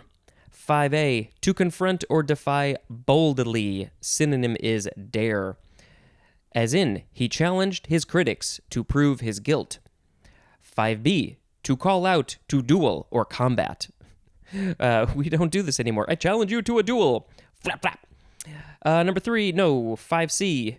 To invite into competition, as in, he challenged his brother to a tennis match. 6. To arouse or stimulate, especially by presenting with difficulties, as in, she wants a job that will challenge her. Yes, that is very good. You need to push yourself. You need to get yourself out of your comfort zone. Learn new things, go to new places, meet new people, try new things, fail, fail, fail. 7. To administer a physiological and especially an immunological challenge to. And then the example is an organism or a cell. To administer a challenge? Okay. Now we have intransitive. 1. To make or present a challenge. 2. To take legal exception. Challenger is a noun. And let's see, Middle English from challengen, which means to accuse. From the Anglo-French challenger, from the Latin calumniari, which means to accuse falsely. That's interesting. To accuse and then to accuse falsely. From columnia, which means calumny. Now we have the second form of challenge, noun from the 14th century. I challenge you all to write me a review, a 5-star review. I challenge you to do that. 1A, a summons that is often threatening, provocative, stimulating, or inciting. Specifically, a summons to a duel to answer an affront. 1B, an invitation to compete in a sport. Nobody challenges me to anything because they know that they will beat me senseless. 2A, a calling to account or into question. Synonym is protest. 2B, an exception taken to a juror before the juror is sworn. 2C, a sentry's command to halt and prove identity. 2D, a questioning of the right or validity of a vote or voter. 3, a stimulating task or problem, as in looking for new challenges. I think I need to look for new challenges. 4, like this podcast isn't one of them. 4, the act or process of provoking or testing physiological activity by exposure to a specific substance, especially a test of immunity by exposure to an antigen. Next is challenged with it's an adjective. It's not with a. I was going to say with an ed at the end. It's an adjective from 1983. Really? Presented with difficulties as by a disability, as in physically challenged. So I guess that's the first time we started using that word challenged, like height challenged, sight challenged. I don't know. Yeah. Next is challenging, adjective from 1842. 1, arousing competitive interest, thought, or action, as in a challenging course of study. 2, invitingly provocative. Synonym is fascinating, as in a challenging personality. Challengingly is an adverb. Next we have shally. Shally? Do some people say chalice? You can say chalice, that's the plural. Challis, noun from 1836. Shally. A lightweight, soft clothing fabric made of cotton, wood, or synthetic yarns. And this is probably from the name Shally, with a capital C. Next is chalone, or chalone. Chalone, noun from 1914. A substance, as a glycoprotein, that inhibits mitosis only in the specific tissue that secretes it. And then compare to hormone. So we have chalones and hormones. This is from the Greek chalone, from the verb chalon, which means to slacken. Next we have, I know a lot of you will love this, chalupa. Noun from 1895. No, Taco Bell did not invent this.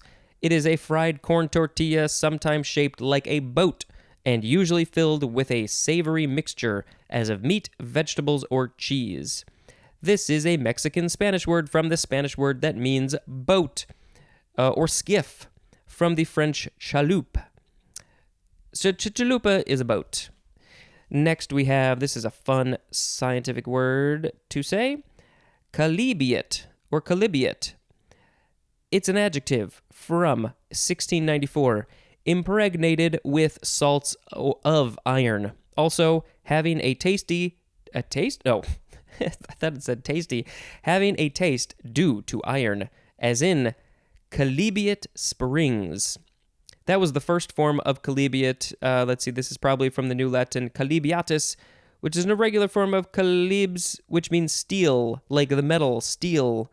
From the Greek Chalybes, which is an ancient people in Asia Minor. They maybe had a taste for iron or something, or taste due to iron, I don't know. Second form of chalybeate is a noun from 1667, a chalybeate liquid or medicine. And our last word is chamiphyte. Chamaphyte, chamiphyte. Noun from 1913, a perennial plant that bears its perennating perennating buds just above the surface of the soil. A perennial plant that bears its perennating buds just above the surface of the soil. Just above the surface of the soil, just above the surface of the soil. That just seemed very lyrical to me. We're going to call that my song. This is from the Greek kamai, which means on the ground, and there's more at the word humble. So today we had hala, challenge, challenged, challenging, shally, kalone, chalupa, kalibiat, and kamafite.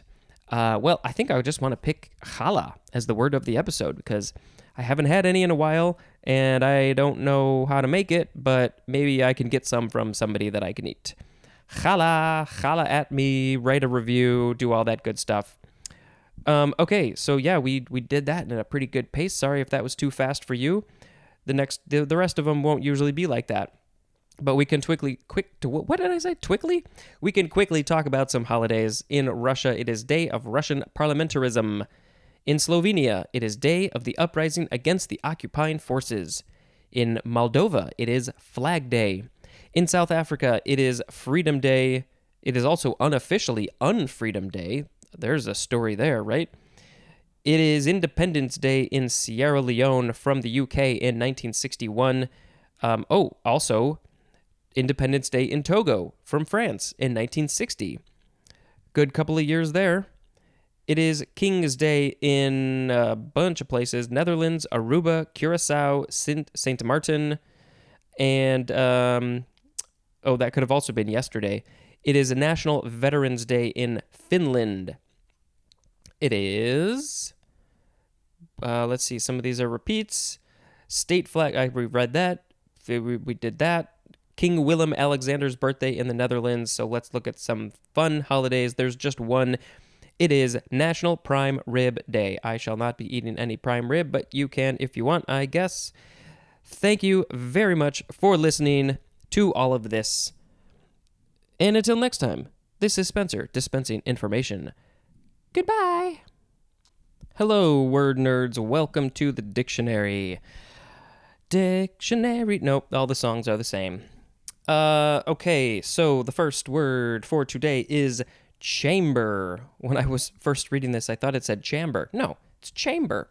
Chamber, first form, noun from the 13th century. Number 1, the synonym is room, especially the synonym bedroom. How do you say that word? Bedroom? Bedroom? Bedroom? Bedroom. Number 2, a natural or artificial enclosed space or cavity.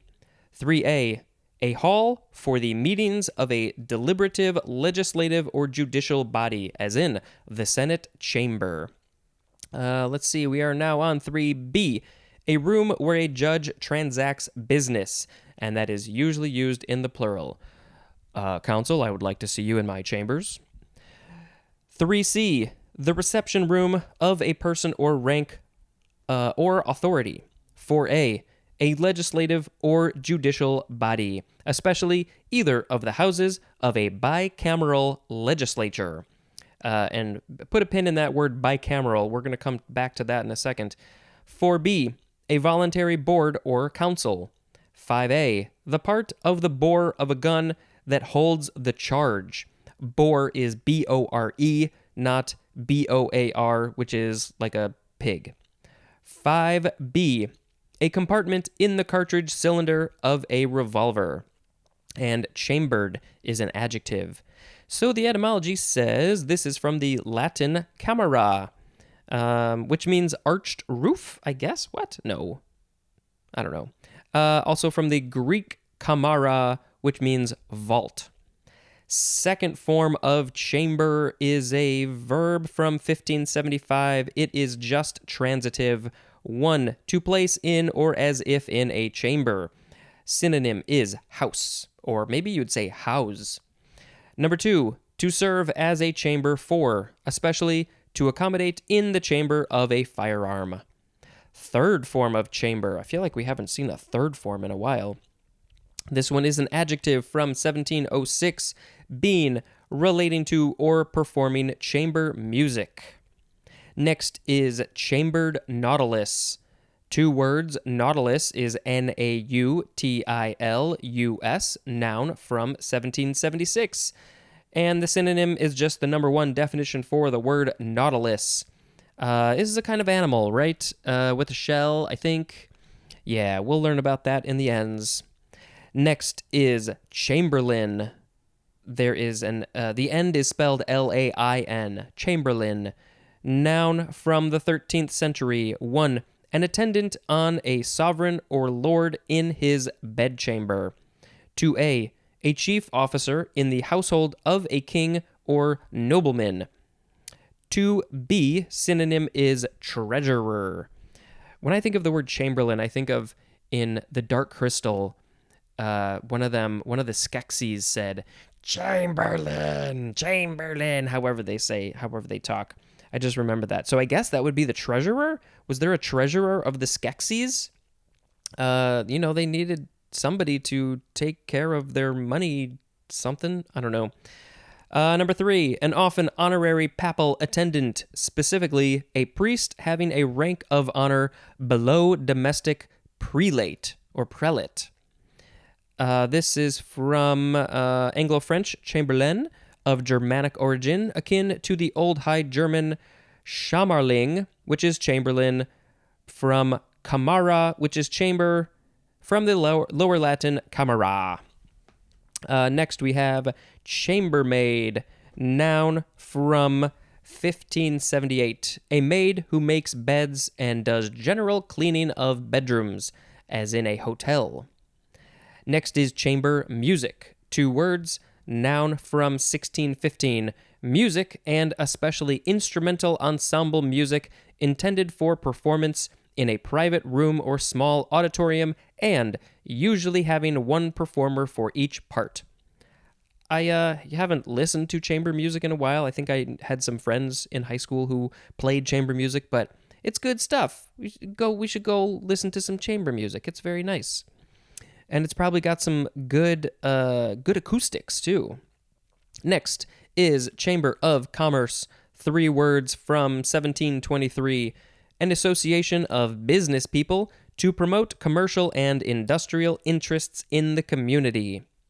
Next, this is going to be a fun one, Chamber of Horrors, 3 words from 1849, a place in which macabre or horrible objects are exhibited. Also, a collection of such exhibits. Macabre is spelled Macabre, so you could sort of say it macabre if you wanted to, but I think mostly people just say macabre. Yeah, that is a fun place. I want to go to there. Next is chamber orchestra. Would you think it's related to chamber music? Probably. This is a noun from circa 1927, a small orchestra, usually with 1 player for each part. The chamber orchestra is playing chamber music in a chamber.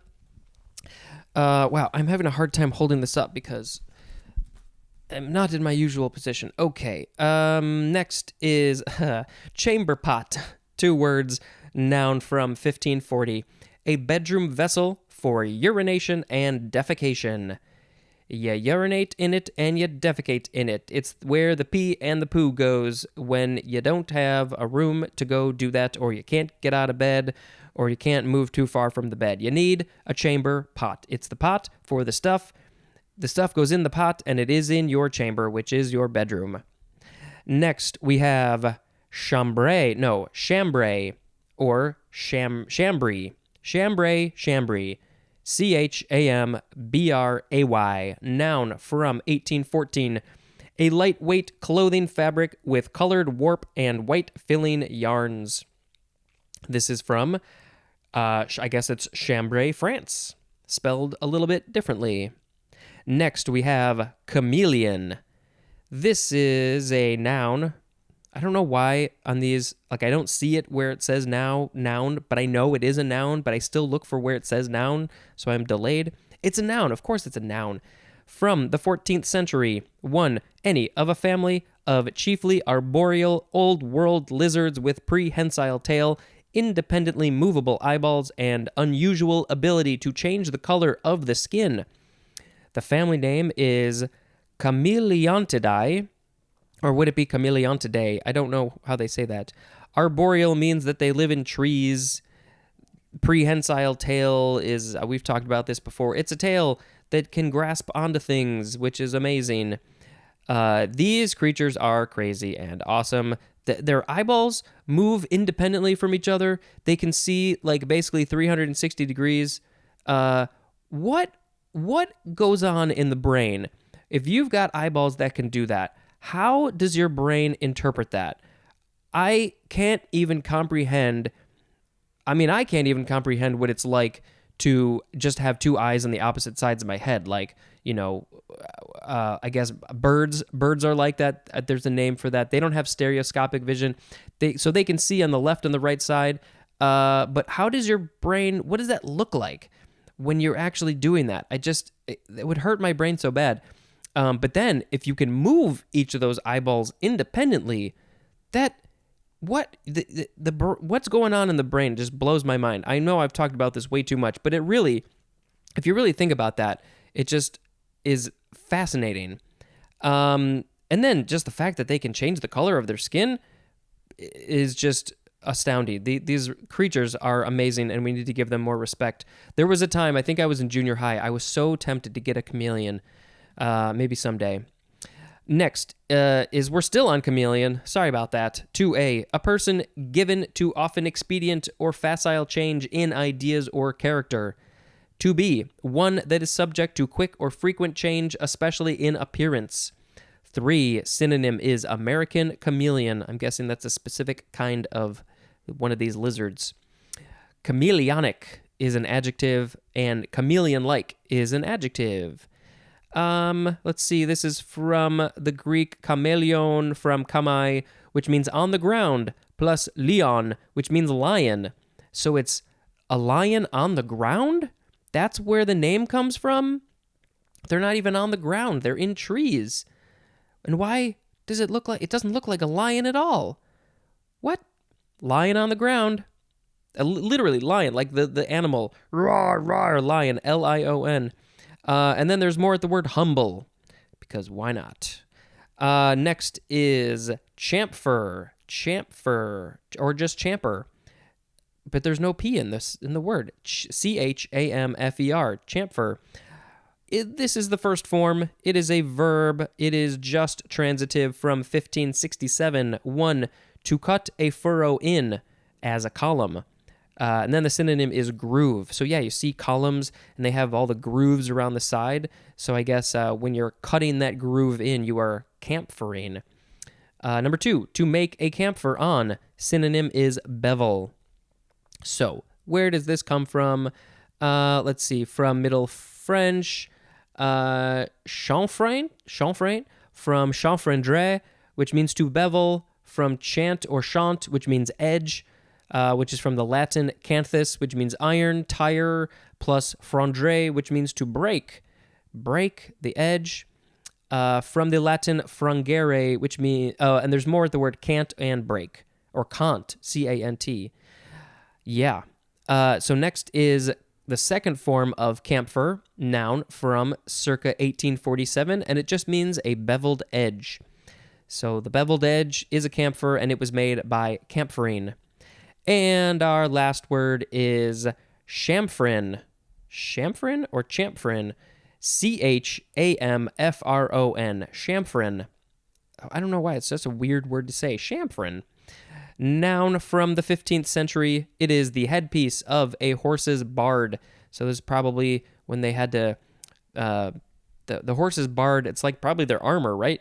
And then so the chamfrin was the piece that went on the horse's head.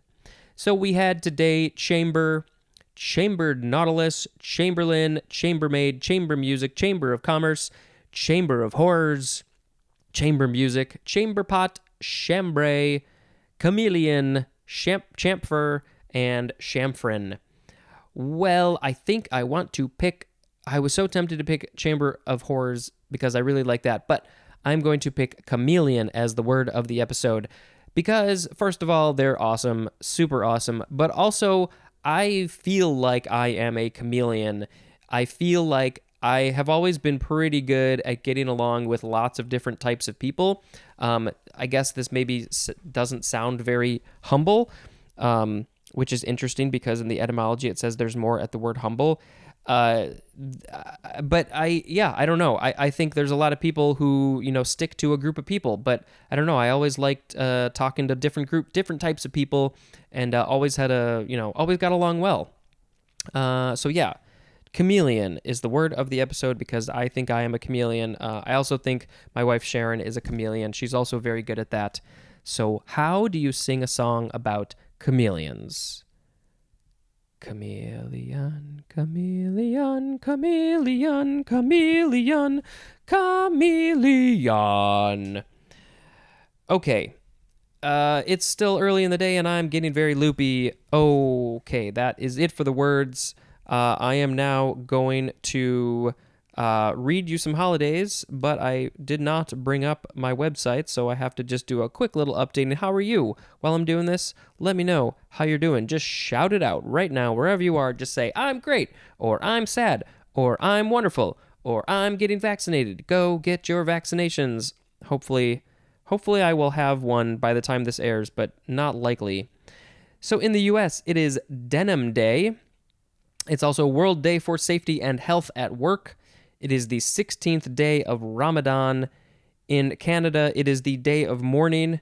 In the UK, it is Ed Balls Day. Who's Ed Balls? No, I don't want this ad. Ed Balls seeks to commemorate retired British MP Edward Ball's Twitter slip-up. There's a day to talk about... Seriously? We have a day in the UK to talk about somebody's Twitter slip-up, but Juneteenth is still not a holiday. I think I just heard that, was it Illinois is trying to make it a state holiday? Okay. Also in the UK, it is Workers' Memorial Day. It is World Day. We said that. In Italy, it is Sardinia's Day. It is also, just a quick little update on the website. It is Lawyers' Day in Odisha, India. Or is Odisha a different place? Odisha and India? Or maybe I think it's Odisha, India. In Afghanistan, it is Mujahideen Victory Day. In Barbados, it is National Heroes Day. In Japan, it is Restoration of Sovereignty Day. That is that, and what is our fun holiday for today? It is International Guide Dog Day. So blind people have guide dogs, and they are trained very well and amazing, and don't go pet a guide dog. You might think you can, but you can't. You have to either ask permission or just don't do it at all, because they're working. They're on the clock. It is National Blueberry Pie Day. I had some blueberry pie on Pie Day, so maybe I should get some apple pie for Blueberry Pie Day. It is National Superhero Day, so dress up like your favorite superhero. I don't even know who mine would be. Maybe when this day comes around, I will have an answer. It is also Stop Food Waste Day. That is a very good thing to celebrate because we waste a crap load of food in this country. And I think that there are places that would be very upset by that because they don't have enough food. So don't waste your food, or maybe send some food to another place who needs it or something. So that's all we're going to say today. Thank you very much for listening. And until next time, this is Spencer dispensing information. Goodbye. Hello, word nerds. You are the word nerds and you like the Dictionary Podcast. So the first word is chamisa or chamisa, Chamisa. Also could be chamiso, noun from, what is the year? 1960. 1. A salt bush of the western U.S. and Mexico having winged seeds. Number 2. A rabbit brush having yellow flowers. I should probably tell you the scientific names. The salt bush is Archiplex canescens, and the rabbit brush is Chrysothamnus nauseosus. It's like the word nausea, nauseosis. The etymology says this is American Spanish chamisa, or chamizo, ultimately from the Spanish chamiza, which means brushwood or kindling, from the Portuguese or Galician word camisa or chamisa, from chama, which means flame, so it's easily flammable, and there's more at the word flame.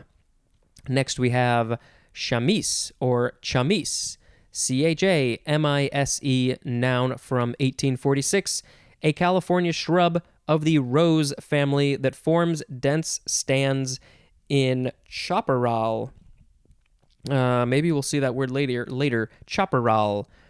The scientific name is Adenostoma fasciculatum. And that's that. Next we have chamois. Chamois? Chamois or chamois. That's what I had heard it as, chamois. That's what I'm going to say. Noun from 1560. 1. A small goat-like bovid of mountainous regions from southern Europe to the Caucasus. Number 2. Could also be either chamois, chammy. Oh, by the way, our original word is chamois. That's why I say chamois.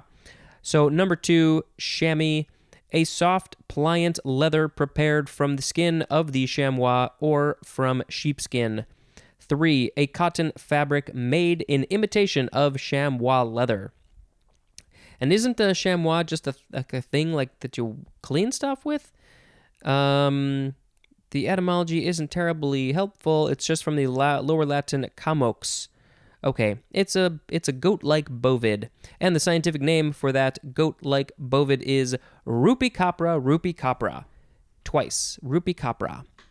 Next is chamomile, noun from the 13th century. 1, a perennial composite herb of Europe and North Africa with aromatic foliage and flower heads. 2, any of several composite plants related to the chamomile, especially an annual Eurasian herb naturalized in North America. And okay, there's a lot of scientific names I got to give you here. In the first definition, the perennial composite herb, it is Chamaemelum nobile or nobile, and then Anthemis nobilis. And then in the second definition, the composite plants, the genera is Matriarcharia and Anthemis. And the one annual Eurasian herb is Matricaria ricutita and also Matricaria chamomilla. And then the third definition is the dried flower heads of chamomile that are often used in making tea and that yield an essential oil possessing medicinal properties. Maybe I should get myself some chamomile tea. This is from the Greek chamaemelon or chamaemelin, which is from chamai plus milan, which means apple. So maybe it tastes like apple, looks like apple, not sure. Next is the word champ. Champ, first form, transitive verb. Nope, it's a verb from the 14th century, and we are starting with transitive. Number 1, synonym is chomp. You can chomp or champ. Number 2, synonyms are mash and trample. Now we have intransitive. 1, to make biting or gnashing movements.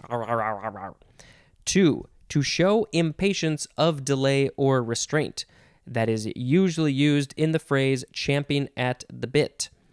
And so, the example, he was champing at the bit to begin. I think some people say chomping, which technically is fine too. Number 2, second form of champ is a noun from 1868, and the synonym is champion. The three-legged dog in Parks and Rec was named Champion.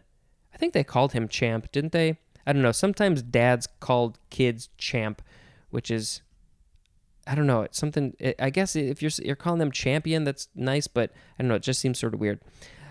Okay, next we have Champac or Champek. Champac or Pak. Noun from circa 1770. An Asian tree of the magnolia family with fragrant, usually yellow flowers. And the scientific name is Mechelia champaca. This is a Hindi word and Sanskrit. The Hindi is champak, and the Sanskrit is champaka.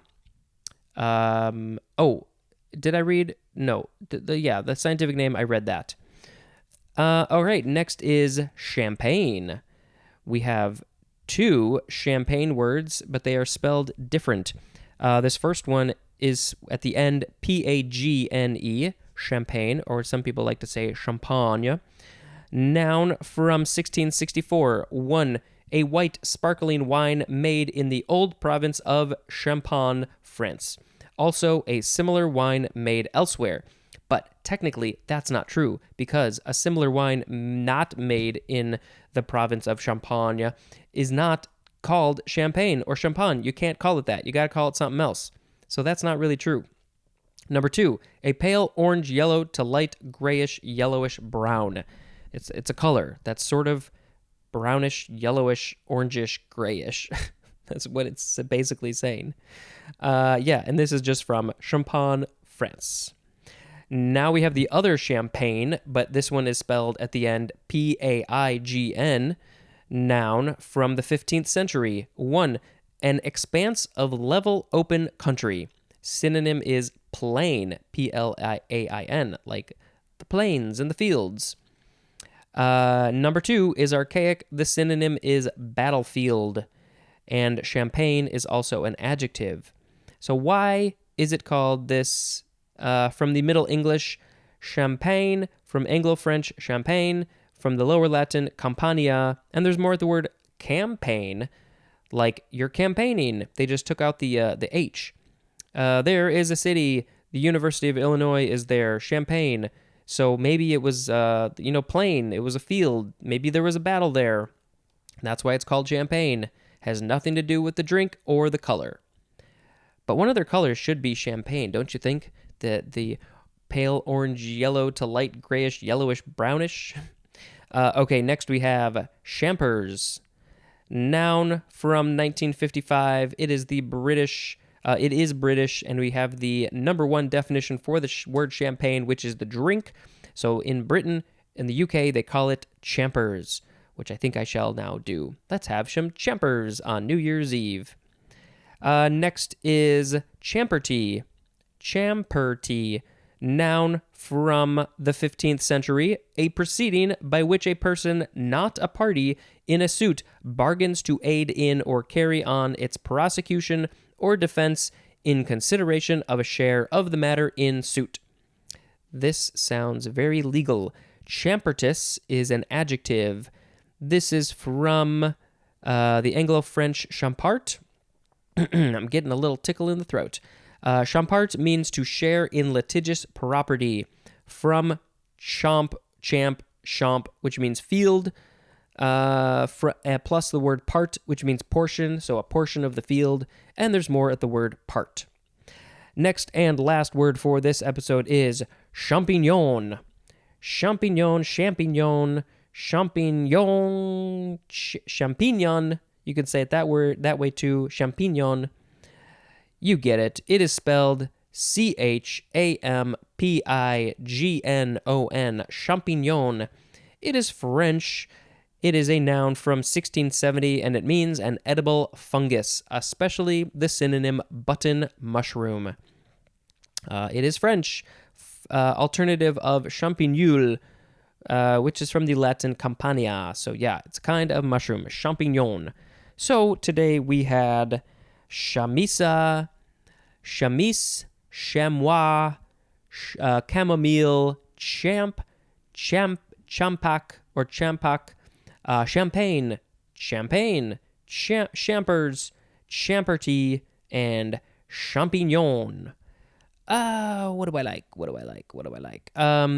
Maybe I shall pick champagne, the drink, as the word of the episode, because that's just fun thing to have. I've had a couple of the really expensive ones because I was just lucky enough. One of them was at like a tasting, and you get a tiny little sip, and everybody gets a little bit.